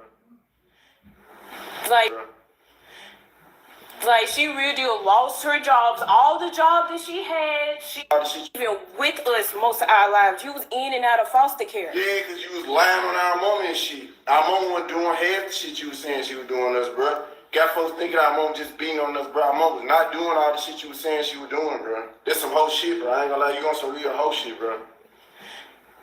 Like she really lost her jobs. All the jobs that she had, she lost them because she was too busy trying to get clout off of Gloria and be like, oh, she my sister, she my sister, she my sister, lame ass bitch. She was putting straps on Gloria, setting up in studios and shit. You ain't talking about shit you doing to her though, bro. On some real hoe shit. Nobody won't even, like, bro, I wouldn't give her the shirt off my back how, like, bad this bitch was moving. This bitch moved like a bitch on the street. This bitch nobody been moving like this way before the shit even started. started. Setting niggas up, all type of shit. Like, bro, come on, bro. Like, stop acting like you, bro. Come on, bro. Stop this shit, bro. Stop it, bro. You are not gangster and you are not hard, and none of them people with you ain't gangster or hard either. They start folding, man. They gonna rob you and how you, bro. Toy, you fucking up, bro. You finna end up, you know what I'm saying, in the truck somewhere, stabbed to death or some shit. Like, bro, stop doing this shit, bro. Like, nah, for they ain't fucking with you, bro. Like, bro, you trying to get on by slandering your own family, bro. This your little sister, bro. The fuck wrong with you, bro? We family, bro. The fuck, bro. It make no sense, bro. It make no sense, bro. And all the shit you did. I told you, yo, clout overrides judgment, man. Clout overrides judgment. Clout like love, hate, envy. You know, it's one of the few things that overrides common sense, that overrides judgment. I don't know, you know, if you let it get to you. If you succumb to clout, you might do anything, right? Straight up. So a motherfucker, you think you can come out and say some shit, bro? You on some whole shit, bro. And you know you on some whole shit, bro. Talking about I waited 4 years like the fucking told and then she said, yes, I called DCS on my mama. Like, bro, that's some snake shit. Like, why you bragging on this shit? Yeah, because her fat ass used to steal all the food from the pantry. Like, dead ass. Like, she used to do crazy shit. She got our house robbed. We got robbed as young. It's like, and then she set this shit up. Bro. She set it up. Bro, you was getting our mama house, bro, you with the same bitch that got our mama TV stole, bro. And you helped the shit get done. You was sneaking the bitch in the house and our mama was going to work. You ain't bringing up how our mama had 2 jobs and shit, trying to work and trying to take care of us and shit, bro. Bro, you doing our mama wrong, bro. Cause she was trying, bro. Working 2 jobs and shit. And you fucking sneaking folks in the house to rob and take her TVs and shit. Now PlayStations and shit. You ain't bringing that shit up. And then she used to steal money from my own mama. Like the fuck? Like you over here trying to paint her out to be the bad guy and shit like that. Bitch, take responsibility for what you doing, you bum ass bitch. You damn near 30 and not doing shit for yourself. You want a handout. You think you entitled to some shit and you ain't entitled to shit. Yo, that's law. Yo, you can't help people that ain't helping themselves. Yo, that's one of the biggest mistakes people have. Yo, you cannot help people that's not helping themselves. Yo, you cannot want more for a person that don't want it for themselves first. Now, if you got money and you see a person trying, that's different. You know, you can give them a little boost. Yo, but if a motherfucker just sitting around, ain't doing nothing, man, fuck that. I ain't got shit for you. You heard me? Because all they're gonna do is come back. No matter what you give them, you can give them 50,000, 100,000. All they're gonna do is run through that bitch in a small amount of time and come back with their hand out. Man, fuck that. Hell no. I agree with Glorilla. I wouldn't be giving her shit. You ain't trying to do nothing? Man, you better make yourself useful. You don't even got anything entitled. Like the fuck? You don't got shit in your name. All the jobs you had, you lost them because of the mess. Bro, you making up stories and shit. Yeah, right. And all the stuff she did against the family. $40. Like, bro. The only truthful thing you said was you related to Gloria, bro. Other than that, fool, you was saying a bunch of bullshit, bro. Like, bro, niggas ain't hurting for shit. Gloria dropping bags off to niggas, bro. I can show my cash out, Apple Pay, the money she give me outside the shit, bro. Like, Gloria doing what she supposed to do, bro. She gave me a stack for my motherfucking birthday. I don't know what the fuck she done bought half the family cars. The fuck you talking about? Everything she sure gave me a motherfucking car. Like, what the fuck is she talking about? She don't fuck with you because you did it like that bum and shit. You think that Gloria's supposed to provide for you and shit like that because we came out the struggle together. No, bitch. You are continuously being in the struggle because you choose to be on that dumb shit. And you the reason we was in the struggle because you bro was trying to get our mama locked up. Saying she was doing shit she wasn't doing. She was just disciplining us because, like, the fuck? Ain't no wrong, bro. Our mama trying to, bro. Ain't no wrong with our mama doing, bro. She was doing what she was doing, what she had, bro. Like, you dirty for even trying to bring her. Like, bro, that's your mama, bro. That's your sister, bro. The fuck wrong with you? Dang.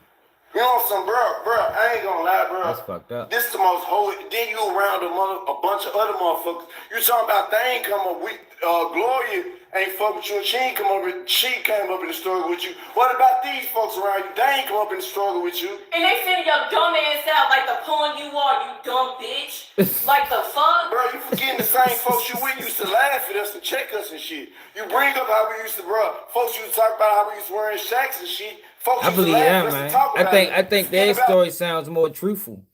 Because it gotta be a reason. Like if she's looking out for everybody else, except for her, it gotta be a reason. And we just seen it's proof, it's paperwork that she pulled a gun out on her, or at least she threatened her with a gun. So it ain't hard to believe that she did all these other things. She admitted that she called CPS on her mother. Like she said that. Even the way she disrespects her mother is flawed. You know what I mean? I'm willing to believe a person that'll disrespect their mother like that on a social media platform will also do some of the things that these people are saying. Like I can see that being the same person. Yeah, I can see that being the same person, man.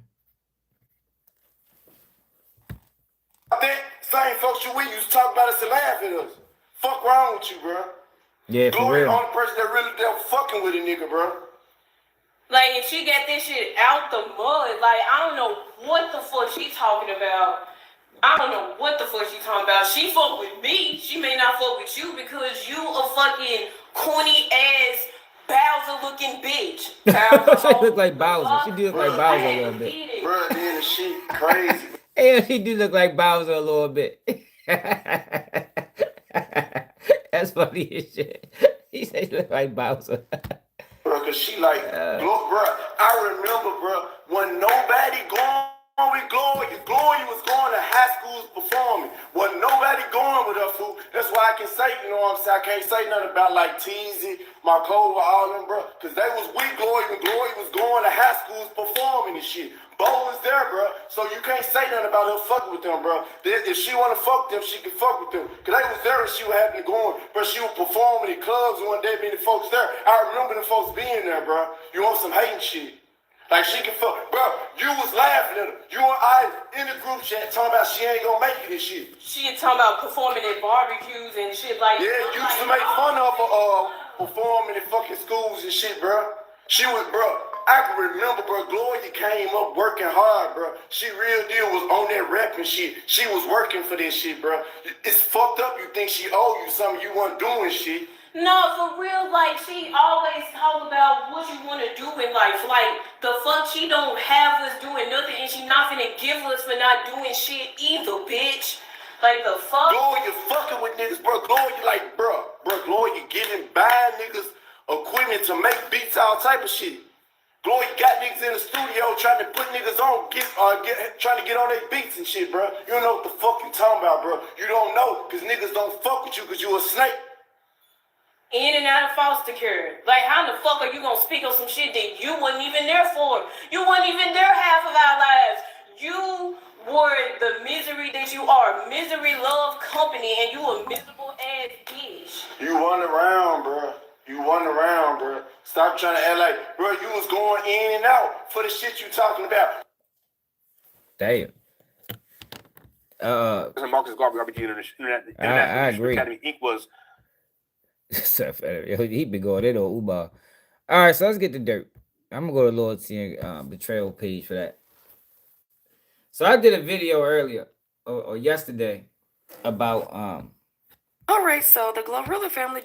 about all the lies being told in Dirk case, yo. Like it's amazing, yo, that these people, DJ, like you got people like Vlad TV who got 1 million, 5 million or more subscribers, right? These academics about the same, and they bring in Trenches News on their platform to spew rhetoric and lies about Dirk case. Like, yo, nothing but lie. Like, yo, it's like these people don't even care about. They don't care about facts. They don't care about the truth. It's like, yo, they're not being responsible with their platforms at all. At all, yo. You bring Trenches News, yo, Trenches News has a vendetta against Dirk. Me and Trenches News had a back and forth years ago about the Stephon Mack murder and how Dirk was going to get charged in that murder and how, you know, all these things. I'm like, yo, no, he's not, yo. Because the guys that got arrested for it ain't telling. And still today, they still ain't telling. And Dirk has not been charged in that crime. Now, I'm loyalty betrayal got it. I'm just gonna let her read it. So I did a video a couple days ago detailing the motion that Dirk team put in, basically accusing the federal government of misleading and you know, basically lying about the information that they got. You know, they lied about the witnesses, they lied about the testimony, and they also talked about how the federal government is moving the goalposts. You know, the judge, when the federal government tried to introduce these lyrics that's irrelevant to the case, has nothing to do with the murder of Quando Rondo cousin. It just talk about dropping bags and things like that and rap lyrics. The judge told the federal government that I want y'all to give me exactly what y'all trying to use and the relevance of this evidence. The federal government never did it. So in Dirk motion, he highlighted how, yo, they keep changing the narrative. They're not listening to the judge's instructions. All they're doing is add more songs to the list of songs they already had. It went from 4 songs to 12. But they still have yet to acknowledge or answer the judge's previous question as to what are you trying to use?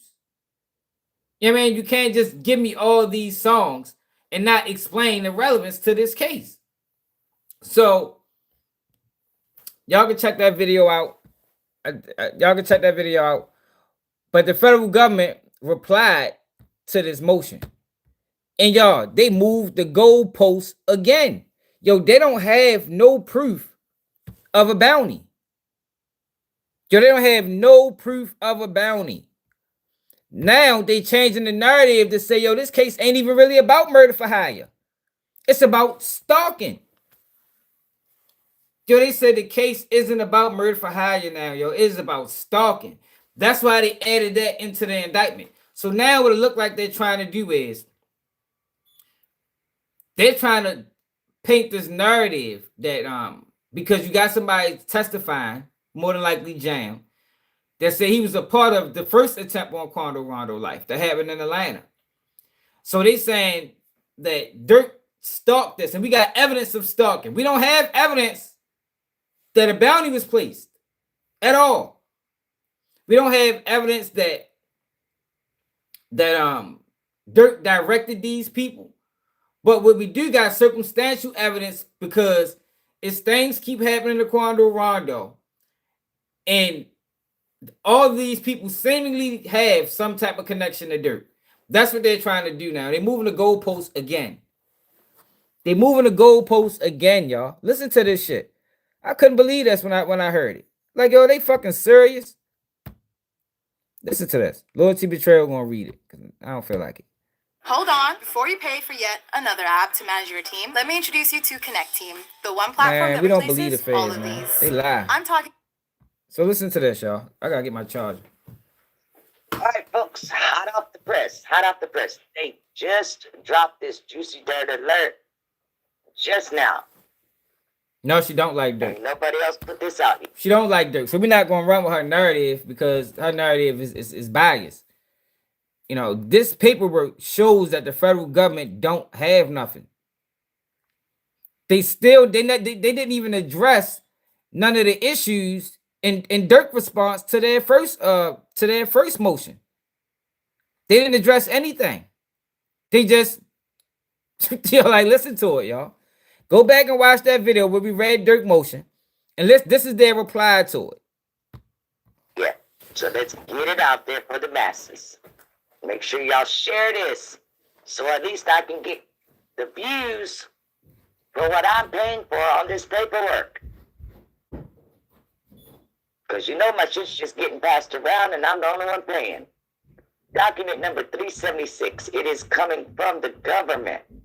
This is the government supplemental memorandum in opposition to defendant Dirk Bank's motion to exclude proposed 404B evidence. And this, like I said, it was just filed.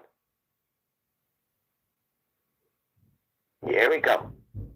The government files this supplement to clarify one point that has been abused by defense filings seeking to exclude the core evidence of this murder trial.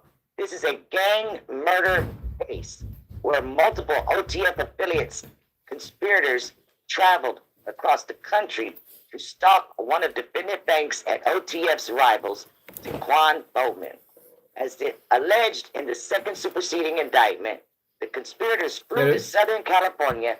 Yeah, the Fed's gonna lose this case, y'all. I think I'm willing to jump out the window and say Dirk gonna beat this case.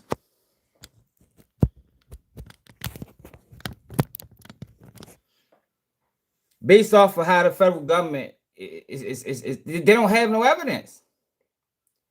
Yo, they never have no evidence. That's the thing. If you go back to the initial indictment, if y'all can remember, Dirk wasn't a part of the original indictment. Y'all remember that? The original paperwork, Dirk wasn't a part of it. They didn't charge Dirk until they thought Dirk was trying to lead the country. So what it sounds like, the original plan was they didn't have enough evidence to charge Dirk.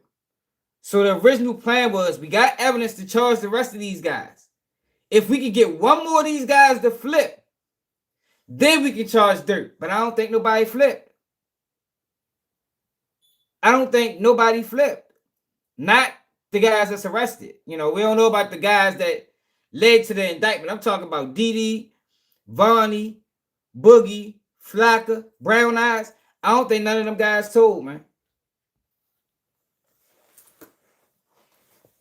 So now the federal government is stuck between a rock and a hard place where we got them charged with these crimes. So we got to find a way to make it stick. To hunt Bowman, stalk him over a 2-day period, and open fire at a busy gas station, striking and killing SR. And while the government has alleged defendant banks promised a reward to his conspirators if they would catch and kill Bowman, this case is not. And while the government has alleged defendant banks promised, I'm just gonna read the paperwork. Cause hold on, what the fuck did I do with that shit? Hold on.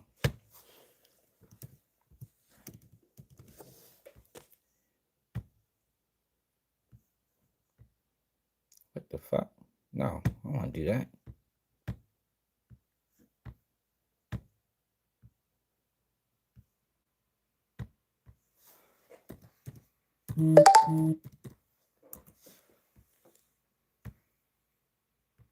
Forever great. What it do? Oh, I should have sent the right shit. You say you sent that to me? Hold on.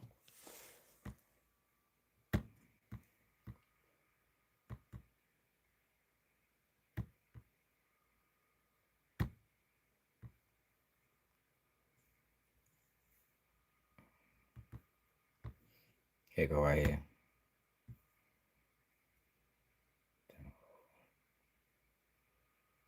I think this is it.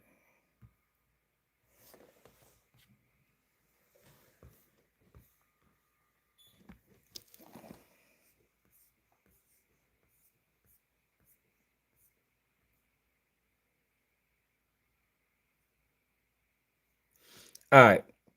The government files a supplement to clarify one point that has been what the fuck? What the fuck is this word? Abdicated. I don't know. By the defense, filing seeking to exclude core evidence at this murder trial. This is a gang murder case where multiple OTF affiliated co-conspirators traveled across the country to stalk one of defendant Banks and OTF rivals, Taekwon Bolden. As the alleged in a superseding indictment, the co-conspirators flew to Southern California to hunt Bowman, stalked them over a 2-day period, and opened fire at a busy gas station, striking and killing SR. And while the government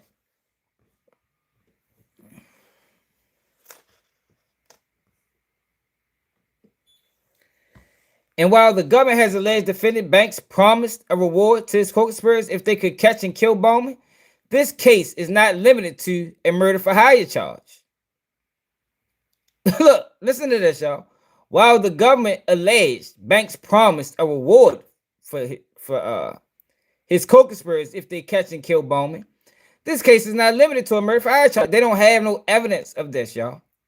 They don't have no evidence. This is just the third that they're running with. But they don't have any proof. The superseding indictment contains multiple counts, including a charge of stalking resulting in death. So now, this is what I mean by they moving the goalposts. Now, this is the charge they're going to try to get Dirk on. They don't think they have him on murder for hire.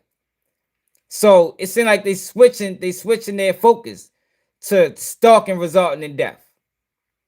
A broad charge that requires the government to prove the co-conspirators' plan and course of conduct, culminating in SR's death. For all of the reasons set forth in the government's prior briefing, the evidence at issue, including the music admission, outline, blank, are relevant and material to prove core issues for the murder for hire scheme and the stalking and conspiracy charges. Yo, if they can't use this evidence, they fuck around and drop this case. That's why they're saying this evidence is principled. They have to get these lyrics in. If you listen to the government, they call it inextricably intertwined. Basically saying that, yo, we can't even go forward without this music. We have to, even though this music don't detail the death, this music isn't talking about the crimes. They saying that this music is so pivotal to their case that, yo, we damn near can't even go forward without it.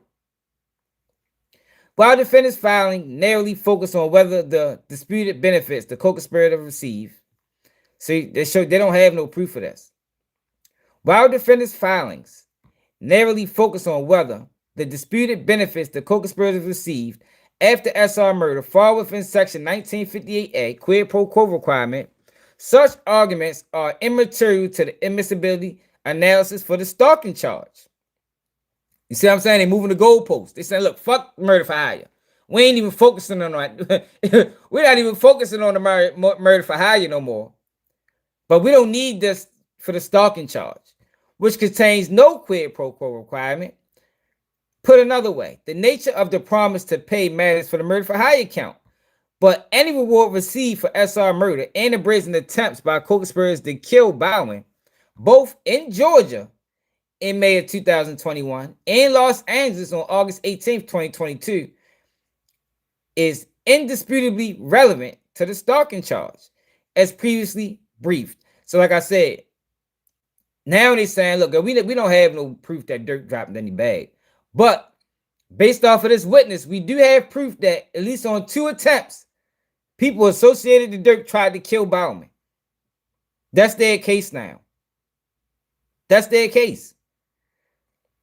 The benefits received and other disputed evidence are inextricably intertwined and material to prove. Among other things, participation in the murder scheme, the nature of the co-conspirators' relationship, you see what I'm saying? And the structure of OTF, including defendant Banks' leadership of the criminal OTF subgroup. Yo, this is a very low bar that they set now. A very low bar. Now what they're trying to do, now what they think they're going to win this case by just showing the look, there's a connection. You know, we don't have any proof that he did anything. But we do have proof that these guys affiliated to him tried to kill these guys. And if you listen to the music, he talk about dropping bags. So you can only imagine, you know, it will only make sense that he played a role in this. That's the narrative that they got right now. Very loose. It is for the jury to decide whether downstream benefits received by murder participants are 1, a reward for killing, and 2, whether they satisfy the quid pro quo requirement of Section 1958A. I think he already beat this, man. They don't have no evidence. I think, yo, what it really all boils down to, I'm thinking Jam is going to be like a Woody. Jam don't seem like he got it all. You know, I think he's going to be like a Woody on the stand. I think he's going to get frustrated. I think if Dirk defense attorneys, they have to do a good job of frustrating him. Frustrate him. Make him mad. Make him lash out. If you can make him lash out on the stand, you can convince the jury that, yo, he ain't credible. He ain't credible. He already pled guilty to the motherfucker. I think Dirk, no, he got the discovery. That Dirk got they got the discovery packet, man. They know who's telling. Based off of that last motion, if you watch the last video I did, based off that last motion, Dirk team got the discovery. They know who's testifying. They know who's telling. They know what they're gonna say. They know the evidence. They know. They know. But you're right. You're not really gonna know everything until trial start. But I'm willing to jump out the window and say, yo, they don't have nothing. And I think it's gonna be shown based off this paperwork. You know they don't have nothing. They're not even worried about the murder for hire no more. Like I said, it's just about stalking now. So you got one person that was involved in both these murders, and I think it's Jam. And that person is telling on everything. But you have to have somebody else that can back this up. You understand what I'm saying? It has to be. So it don't have to be, but it would be idealistic for the government to have at least one other person that can back up these claims. And I don't think they got that. I don't think they got that. I think they got one person saying that he was involved. They was involved in both these murders. And not even that Dirk made him do it. That's not what the government is going to prove. The government, they don't have evidence to prove Dirk made them do anything. They're going to show music videos and opportunities that things like that to say, look, because this person participated in this crime, look, he brought him a grill. Look, he put him in a song. He don't have no rap songs with him before these crimes occurred. Yeah, but that's loose. That's still like what is that? It's not strong evidence. It's not strong evidence. I think Joy gonna be able to see through that. And I think it really all boils down to the cross-examination. Yo, never fall for the direct. Cross-examination tells you, yo, how this case is gonna go. Diddy won his trial on cross-examination. You understand what I'm saying? And they don't have no real reason as to why these things occurred. Similar to Alicia Andrews' trial. You know, the problem and the reason why they wasn't able to convict her for the murder is because they didn't have no clear evidence that said that she knew anything about the murder. They don't have no clear. Similar to Dirk case, they don't have any clear evidence other than one person that we don't even know how credible this person is. Though this person is under indictment on a whole nother case. And you got to factor that in as a juror. You have to factor in the fact that this person is under indictment, y'all, because people will say anything under indictment.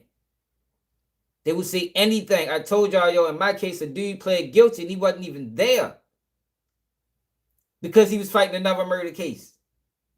And the state allowed him to do it.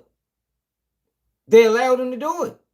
See, yo, I see this is the thing. This is why I come at it the way I come at it, y'all, because I know the other side of this system and how predatory it is and the things that they do if they want to get a conviction bad enough. They will do anything. We heard in Preem case, the star witness, he said he never met him. Nobody in the case knew who the star witness was. And he testified into the intricate details of the so-called criminal organization. But this is what the feds do. And this is what Drew Finland is trying to stop in Dirk case. He's trying to stop the federal government to be able to coerce this so-called witness on the stand or behind closed doors. You know, give them all the information, because this is what they do. They give them all the information that they need. Some of the information they might not even know. But they try to fill in the gaps for you. So you can get on and stand and make sense of it. The whole time, this person might be lying.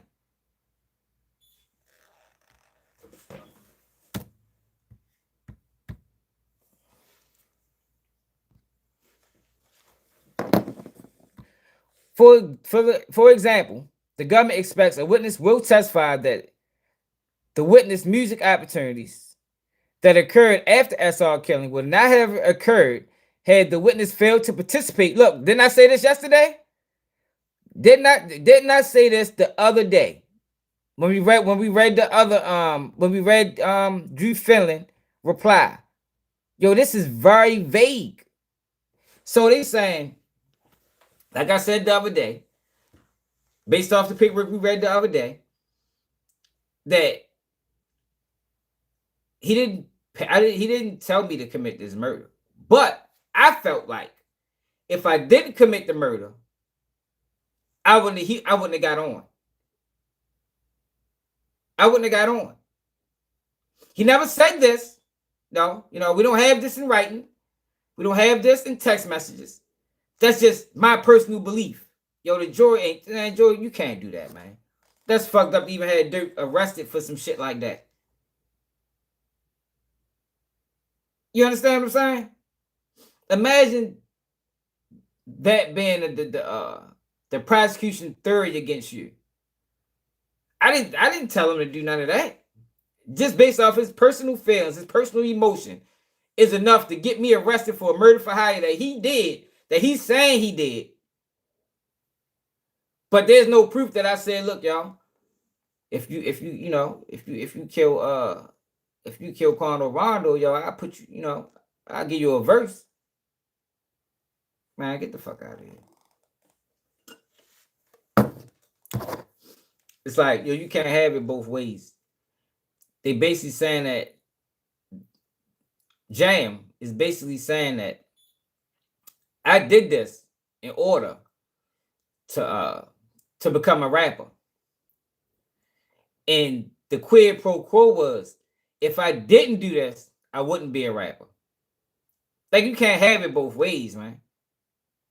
Can't have it both ways, yo. That's bogus. That is a bogus narrative. And I knew that's what they were saying in the last paper we read. The government expects a witness, which means one, will testify that the witness music opportunities that occurred after SR killing would not have occurred had the witness failed to participate in the Los Angeles murder.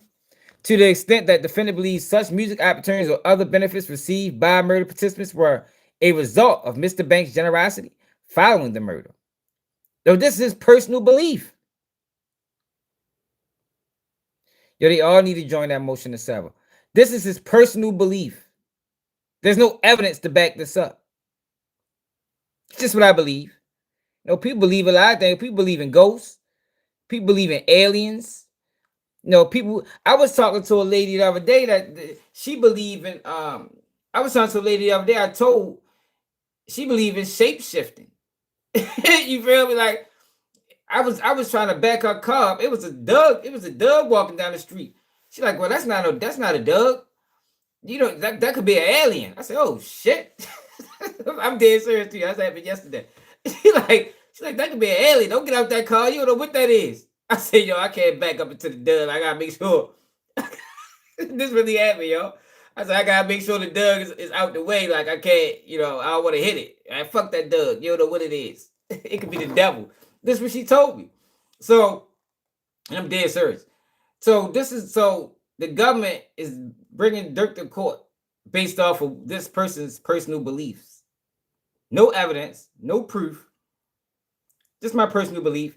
And they're saying that, look, it's not up for the judge, you know, to decide this. You know, this is up to the jury. Yo, they wouldn't have done this to no white boy, man. They wouldn't have done this if Dirk wasn't a black man, y'all. Black successful, a black man in general. If they had this exact evidence and the person wasn't black, that person would not be charged at all.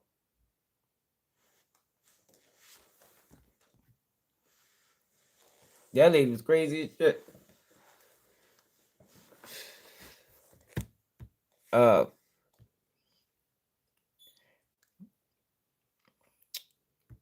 To the extent that defendant believes such music opportunities or benefits received by murder participants were a result of Mr. Banks' generosity following the murder, blank rather than a bargain for exchange, blank that will be addressed by jury instructions and trial arguments. Yo, they just moved the goalposts again, y'all. They don't have no case. I think the more and more paperwork that comes out, you really see that they don't have a case. But the problem is, and this is the major problem, that public opinion believes Trench's News. And Trench's News don't know how to read paperwork. And the reason why they believe Trench's News is because Trench's News goes up to Vlad and DJ Academic shares it. And these are the guys that got the biggest platforms when it come down to Dirk and information involving Dirk. So most people, you know, a lot, even somebody make the jury. And the federal government plays this game too. They understand this. They understand if we put out this information and these blogs get it, and they're able to shape public opinion, most people believe Dirk is done. Because they're not reading paperwork. They just listening to Vlad and think Vlad is credible and think that Vlad and or DJ Academics won't bring somebody on their platform or share a message that's opposite of the truth. You understand? They try to convict these people off of public opinion. So it makes it easier when court time comes. Yo, but they don't have no evidence. They don't have no evidence. It sounds to me like Drew Fillon said before, that yo, this whole case is built off of one fucking person. Now the government say, yo, we got other witnesses.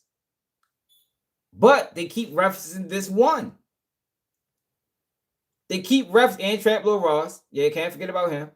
They keep referencing this one fucking witness. But they're telling in paperwork, they're saying we got all witnesses. But in Dirk Team rebuttal, it's like, oh, no, y'all don't. Y'all only got one. You know, you probably got other people. Even when it come down to the credit cards, right?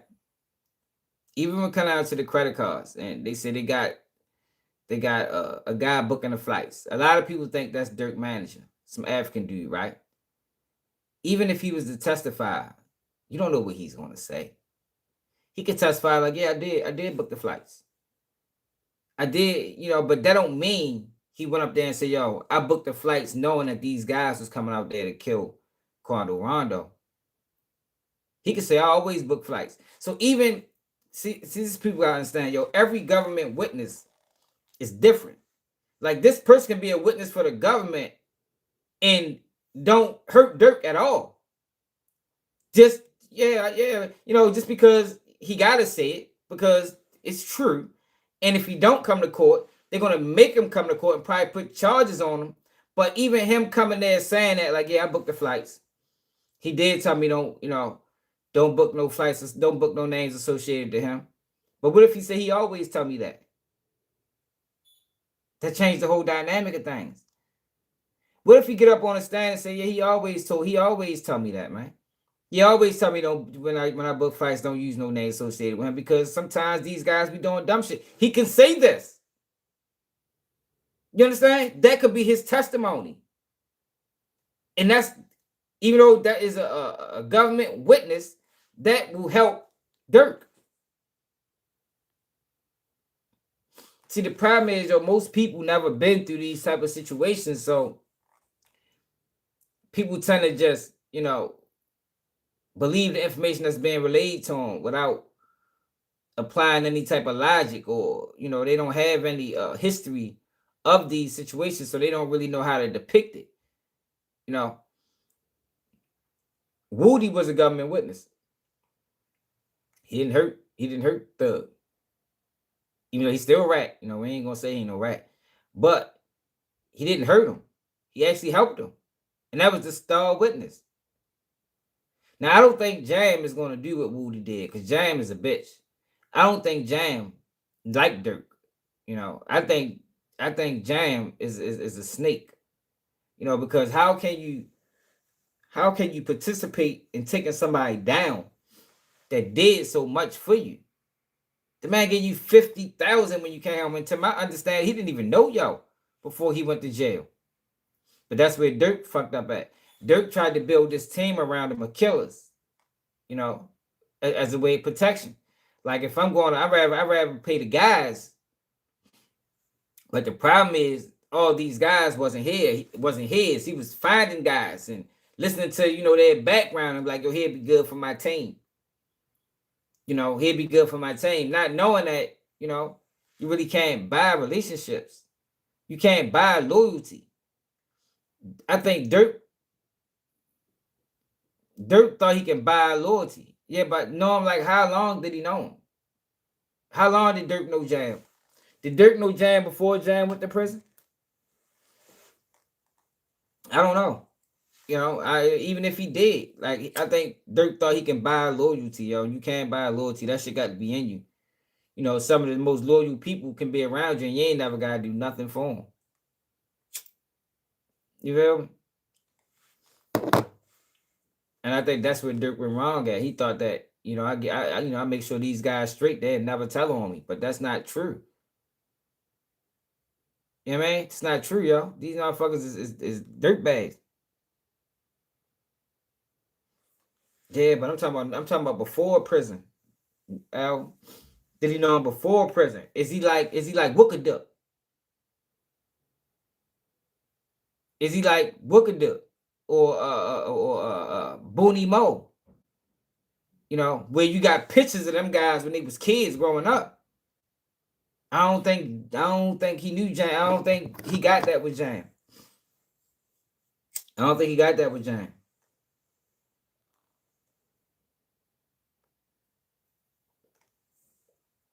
So when you said he do got pictures with Jam when they was kids, JB? So is Jam from Lamron too? Cause that was Dirk official hood, right? Lamron. Is Jam from Lamron? Is Jam from 300? Cause ain't that where Dirk was originally from? Do anybody know that? See, I don't know. But I know Dirk was trying to buy loyalty, and you can't buy loyalty.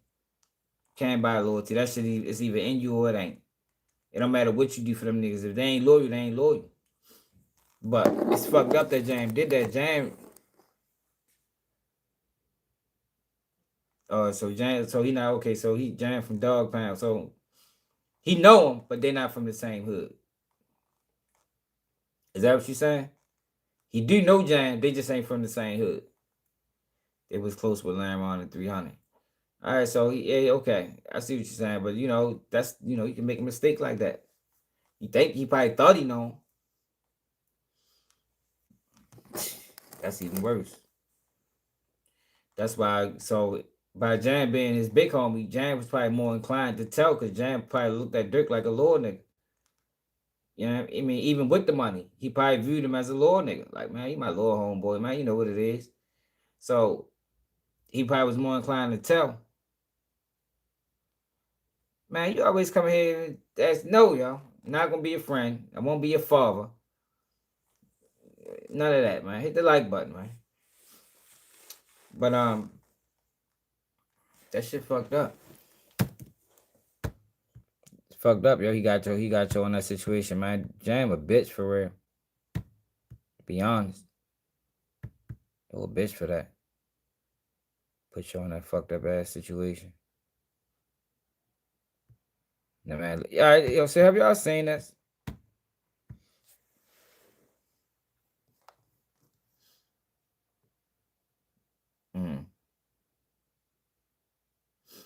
I can believe it. You gotta be careful with that too. That's another, that's another thing you gotta be careful with. Fucking with niggas that's just coming home. Yeah, man. That man just did 12 years in the joint. Like you say, hey, he try to go back. You feel me? Like only way Dirk should have been fucking with Jam, he shouldn't have had Jam. I don't know, y'all. I don't even think he should have been fucking with y'all. Yeah, man. I don't even think he should have been. Oh, so that's why he brought him on. That's D-Thing homeboy. Got you. Now that makes sense. So that was D-Thing homeboy. And since D-Thing passed, he probably looked at it like, all right, that was my brother, man. I'm gonna bring him on, yo. As a way to show my brother loyalty, I'm gonna bring Jam on. Maybe that was the mind frame of going into it. I can see that. I get money now. My brother passed. His man come home. Like, man, I know that was your man. If my brother was still alive, he gonna make sure he's straight. So let me make sure he's straight. I can see that type of situation. I can see that. Yo, but y'all see this, yo? This is terrible, man. This is terrible. Louisiana Supreme Court has denied C. Murder's appeal. The Louisiana Supreme Court voted 7-0. They will no longer hear any additional appeals.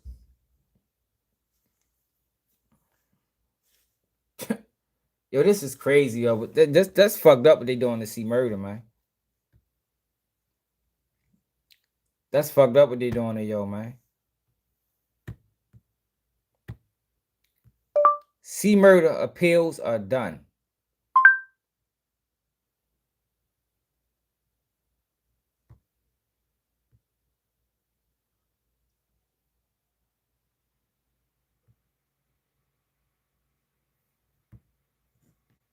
Did the news do a story on it? I ain't looking at Sadie Nash, bitch ass.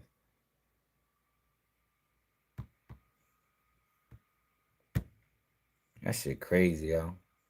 If you got multiple witnesses that recounted their stories. FanDuel Casino's exclusive game Huff and Puff Money Mansion. Like, yo, it's the Louisiana is crazy, yo. You got the star witnesses that recanted their stories, and they still not trying to let this man out. And he exhausted all his appeals. The only thing he can get is clemency from the governor. That's the only way he gonna get out. Or else he gonna die in that bitch. That's crazy. So noon, the Louisiana Supreme Court delivers a final blow to rapper Corey Miller, known as C. Murder. The state's high court unanimously refused to hear another appeal of his 2009 murder conviction. Miller is the brother of rap mogul Master P. He has repeatedly challenged his life sentence for the 2002 fatal shooting of 16-year-old Stephen Thomas. He argued that recanted witness testimony and DNA evidence claims should lead to a new trial for him. But the Supreme Court stated Miller had exhausted his right to state review, closing the door on any more appeals. Yo, that is crazy. The huge dump of files in the Jeffrey... That's crazy, y'all. Hold on.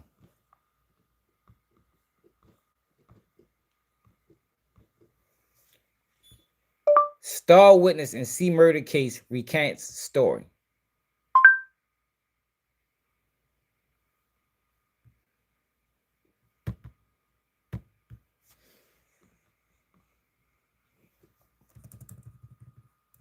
I think 2 witnesses recanted.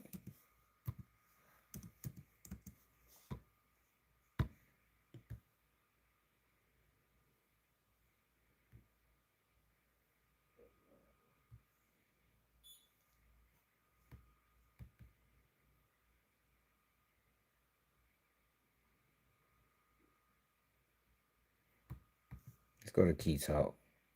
I mean, Hip Hop Uncensored. Yeah, that is what happened. Here on Hip Hop News Uncensored, we ran a story about the late great C Murder and him pretty much doing a hunger strike and starving himself in prison, pretty much proclaiming his innocence.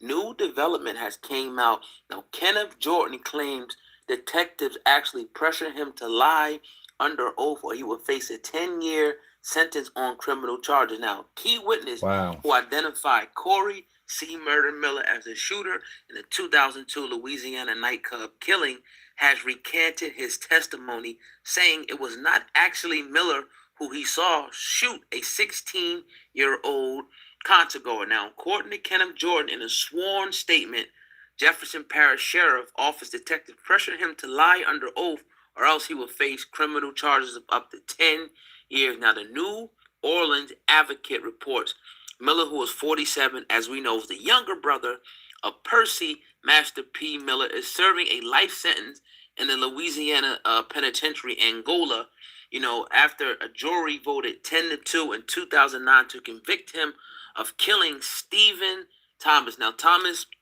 was killed after sneaking into the Platinum Club in New Orleans, where he stepped off stage during a rap contest. He was attacked by a group of men and shot. Now, soon thereafter, Miller was arrested and charged with Thomas's death. The thing we do know is more than 100 people were questioned after that shooting, and it kind of just appears like they were just putting it on anybody around. But this key witness now comes out and says, I quote, "I know the individual that I saw shoot the gun was not Corey Miller," said Jordan in an affidavit filed June 23rd in the 24th Judicial District Court records. The Advocate definitely reports. Now, he goes on to say, "I was distraught and scared. The JPSO officers told me that if I testified against Corey Miller, I can go home. They told me what to say. They fed me the facts about the fight and the..." Look, this is what Drew Finland is trying to stop in Dirk case. That's why he's trying to make the government stick to a story. Because this is what they do, y'all. Like, I think a lot of people, when they see stuff like this, they be like, man, ain't no way. Yo, but this is what they do. If they want you, I just said this. It's crazy that now we seeing it in real time. This is what they feed you. They feed a person information if they want you bad enough. They probably doing that shit with Jan right now. APSO officers told me that if I testified against Corey Miller, I can go home. They told me what to say. They fed me the facts about the fight and the details about the DJ and the dance party, none of which I really knew. If I could turn back the hands of time, I wouldn't have did it. In that moment, I felt like that's what I had to do, Jordan reportedly says on a TV And look, episode. This is another example why you don't trust people that's under indictment. It's another example. Yo, a witness that's under indictment is more inclined to lie. No, they say the 16-year-old was jumped. Now, this is very, very crazy right here. One of the key witnesses that actually testified against Corey Miller is saying that he was coerced and actually told what to say about him actually shooting the concert goer way back in the early 2000s. So now we got this brother sitting in jail. A few months ago, once again, we reported that we did that Corey Miller was actually on a hunger strike, starving himself because of the conditions down there, and obviously protesting that he is innocent. Now, with this new breakthrough now, I don't know what's going to happen, but he should definitely be pushing for a retrial. Now, you got the crazy thing about it is they released C Murder.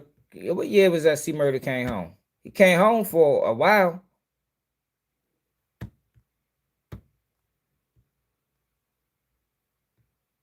C Murder released from prison. What year was that?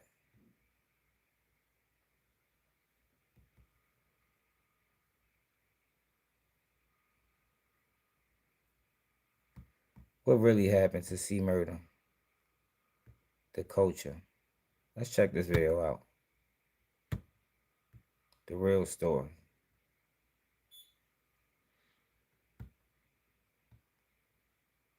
Imagine being able to build an app with your name on it, just by thinking about it. Meet Base 44, a complete AI creation platform. Born and raised from the ground. It's real over here. That you heard me. You know what I'm saying? The 4-4. These videos ain't helping We me. got choppers inside the ship, but we can't bring them out. That's straight out of the Project documentary. That shit probably nailed him to the cross too. People remember that documentary from the early 2000s. Between 1993 and 2004, the Calliope Projects in New Orleans wasn't just any neighborhood. It was known for being the bloodiest street in the country. Crime rate was at its all-time high, and its grim reputation earned New Orleans the scary nickname, Murder Capital of the United States. Most individuals fell below the average, and their desperation for money led them to do just about anything. Growing up there meant dealing with crime, even in small ways. But strangely enough, this tough neighborhood also produced some of the best hip-hop artists. One of them was Corey Miller, or as you might know him, C Murder. His story is wrapped up in the tough street life. Surviving in Calliope wasn't a solo act. Corey, along with his brothers Percy and Vishon Miller, got deep into the street life. For Corey, however, it wasn't just about staying afloat. It became a part of his life so tight that leaving felt impossible even though he had the chance. But we'll get to that in a bit. In the mid-90s, when Master P's No Limit Records was blowing up, C Murder and his younger brother Silk the Shocker got pulled into the music scene. Funny thing is, they weren't even thinking about rapping at first. But life took a turn, and they ended up signing with their older brother's record label. After they teamed up, they created True, the Real Untouchables group. Following a couple of local hits, Corey gained serious attention with his 1998 album, Life or Death. It became a massive hit, going multi-platinum, propelling him to mainstream success. Building on the success, he got into acting, featuring in No Limit Films, The Game of Life, and I Got the Hookup, all in the same year.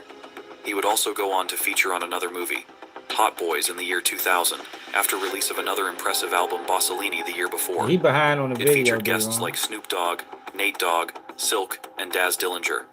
At this point, pretty much everything he touched turned gold. So he topped his Hot Boys film success with his third studio album, Trapped in Crime, in 2000. I'll talk about this album later on, but this album is pretty wild to me. Everything from its name to its album cover. It's almost as if he saw his own story unfolding.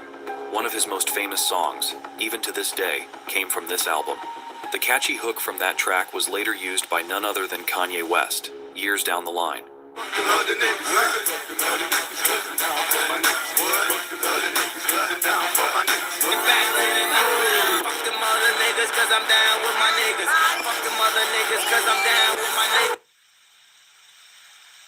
Fast forward to 2001, C Murder would drop his last album with No Limit Records, and also as a free man. The album did fairly decent numbers, but it was just one for the road, as by this time, C Murder was already mainstream successful. C was at the top of the game, money, cars, houses, living the dream. But all that would soon come crashing down. When you rise to the top and have a chance to leave your old life behind, especially if you come from the streets, No Child Left Behind is the reason why. No Child. I was just telling somebody that's on the phone. No Child Left Behind. Devastated. The public school system in urban community. Man. And I know I explained this before, but I guess the guy that's watching it, he must, he probably don't get it. No Child Left Behind incentivized schools and incentivized schooling. That's why we got so many schools closed. Baltimore City got 35 schools closed down. 35. I mean, some of these schools is prominent schools in our generation. So what I mean by it, incentivized schools is No Child Left Behind brought along standardized testing. And these standardized testing was based off, and you got funding based off of passing these tests. So what ended up happening was, I think they gave the schools like a 7-year grace period to get above, test level or whatever, to get their test scores up. So once these schools didn't get their test scores up, schools started getting shut down. Schools started getting shut down. What ultimately led. So when schools getting shut down, teachers are losing their jobs. Principals are losing their jobs. What ultimately happened was principals and teachers start lying on test scores. So that's how you get a situation where you got kids that can't read on grade level because they've been failing. They've been failing all through school. And the reason why is because No Child Left Behind put these teachers in a situation where I got to choose either them or me. I either got to choose these children or I'm going to choose me and my livelihood and my family. And they chose them. Basically saying that I allow these test scores in order to keep my job, in order to keep my, and then more than likely it was promoted, by upper management. So that's why it's that way. Like when you can't just mention that the fact that kids not reading on grade level and not explain the reason why. That's the reason why, man. Now let's get back to this. Move on. Even with guidance from his brothers who went on to become successful artists, C couldn't distance himself from the hood. Appreciate At this it. point, C still considered the hood his home, no matter how tough it got. Stash. He didn't want to leave his best friends behind. Turning his back on them would feel like betrayal. He stayed true to his roots, but this loyalty ended up being the main thing that caused his downfall in the end. In an interview, his brother Master P shared that, even at the peak of his career, when C Murder had mansions and cars worth millions, he would still go back to the hood just to chill. He even bought an apartment there for himself and his friends to hang out. As crime rates soared, C would end up getting into more and more trouble. One of the benefits of living in a project is then hurricane time, you ain't got a trip because the bricks ain't going nowhere, you heard?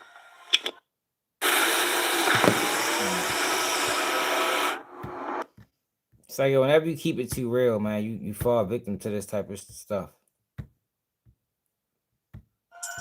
Being in a little more than I be anyway, still trying to do what I gotta do. So why not have my own spot? Yeah, and I hate when things like this happen.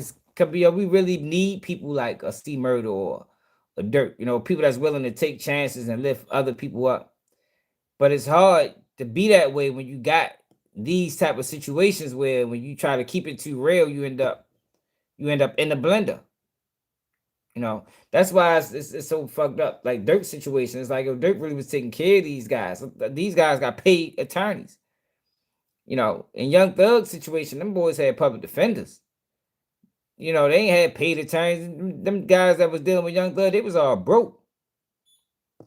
These guys that had close affiliation with Dirk had money.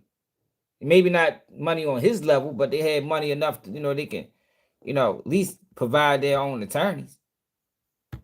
It's 2-bedroom, 2 stories, 3rd floor Callio style. In late 2001, C Murder found himself in serious trouble, facing charges of aggravated burglary and aggravated assault with a firearm. Even though these are serious charges, he couldn't have anticipated the even more serious problems that awaited him. The real issues began on August 15th, 2001, when C and his crew visited Club Rags in Baton Rouge, Louisiana. Shortly after their arrival, a security guard asked to search him, but C refused to be searched. Following this, the club owner came to the front and told C that he couldn't let him go in with a gun. Things got intense really quick. C and the club owner exchanged some words, and out of nowhere, C pulled out his gun and started shooting at the club owner and the bouncer who wanted to check him. Luckily, after one shot, his gun jammed, and no one got seriously hurt. It was all caught on tape, making it a crazy and scary moment that took everyone. That hurt him in court too. I'm sure that hurt him in this other case. One by surprise. You caught that other case right after this. A couple of days later, C would turn himself in and would go on to be released on bond. You could say he got lucky, but all his luck would soon run out. By all accounts, Steve Thomas, the victim of the murder, was a typical kid of his age. He He loved to hang out with his friends, decorated his bedroom, and would blast hip-hop from his speakers whenever he got the chance. There was nothing that pointed towards Steve being obsessive or stalker-ish, but he was a fan of C-Murder.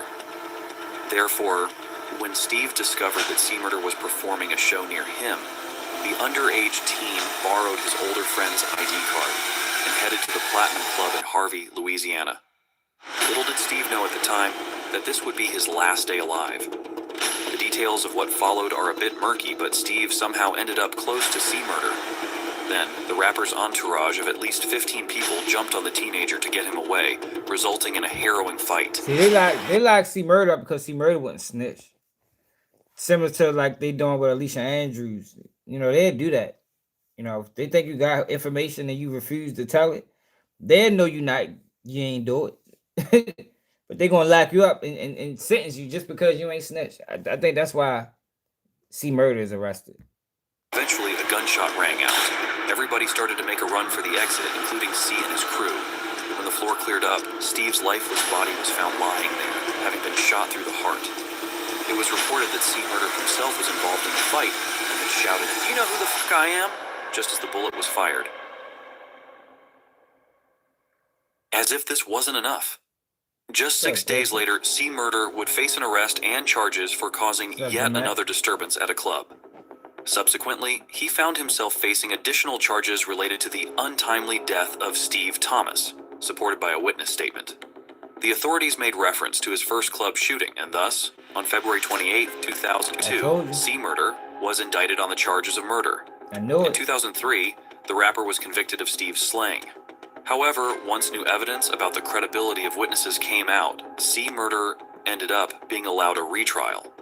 He was subsequently placed under house arrest, where, in 2009, he pleaded no contest to 2 counts of attempted second-degree murder in connection to the Baton Rouge case. He was thus sentenced to 10 years, with credit for time already served. Following that, in August 2009, after various testimonies in a messy retrial, a jury convicted C-Murder of Steve's killing once again, giving him a life sentence without parole. That's crazy. Even though C has been found guilty of the charges against him, his case has been fraught with controversy. Not only have there been multiple accusations against witnesses for having lied to the jury on the stands, but a juror has also come forward to admit that she felt bullied by the authorities to hand down the guilty verdict against her judgment. Wow. Along with that, a witness even recanted his testimony in 2018. Yet in saying all this, C-Murder's conviction has always upheld. I don't know, man. C-Murder is currently incarcerated at the Elaine Hunt Correctional Center, where he will probably remain for the rest of his natural life. That's his only option now was to get pardoned. They say he didn't exhausted all his attempts at an appeal, so his only option now is to get pardoned. And I don't know. I don't get it. Louisiana is crooked. You know, that's one of the most crooked. That's one of those. Louisiana is probably one of the worst states to get arrested in. You know, Louisiana and Florida, and, you know, some of them southern states, Alabama and Mississippi, and like the way that they run their justice system is crazy, man. Like, it's sad, yo, it's that much. It's that much doubt in his case, but yet and still, after all his appeal attempts get denied. You feel me? They denied all his appeals attempts, yo, and there's so much doubt in the case. It just show you what this system is all about, yo, and that's why, another example why I'm always speak out against it, because it's wrong and it's predatory, and you know, you can't believe the things that they put in paperwork, you know, without really combing through it yourself and applying logic and reason. You know what I mean? But shit, make sure y'all hit that like button. I appreciate everybody that tapped in. You know, that what's going on in Baltimore and how they tricking so-called Baltimoreans into this fight with ICE is crazy. Considering that we got examples in Baltimore of black people not even getting along with Hispanics based off of what's going on in Patterson Park. But I don't know. Dirk case, they still trying to move the goalposts. I don't think they have any evidence as on a murder for hire, so it seemed like they shifted their focus. I think the federal government think that they got more evidence on the stalking charge. And I think that's a very low bar, because all they got to do is try to prove that these guys, ironically, these same guys, then had 2 attempts on Quando Rondo life. And they try and use rap lyrics to justify or to show that Dirk is the leader of this organization. Because that's all they got. And I think if they don't have them rap lyrics, that case fuck around get tossed out. Or they might still try it, but I think they're going to lose. But let me know how y'all feel about us in the comments. It's another day, Keep It G News. You said I missed your old video, G. But you, man, I got more video. I just started doing uploads again. I got like, in the last couple of days, I put out like 5 uploads, y'all. I'm doing uploads again. Now, I don't do just Baltimore videos no more, because they was trying to put me in the box. And I don't want to be in the box. You know what I mean? But make sure you hit that like button, make sure you subscribe to the channel if you're new. Yeah, check them out, bro. It's another day, Keep It G News, and I'm out.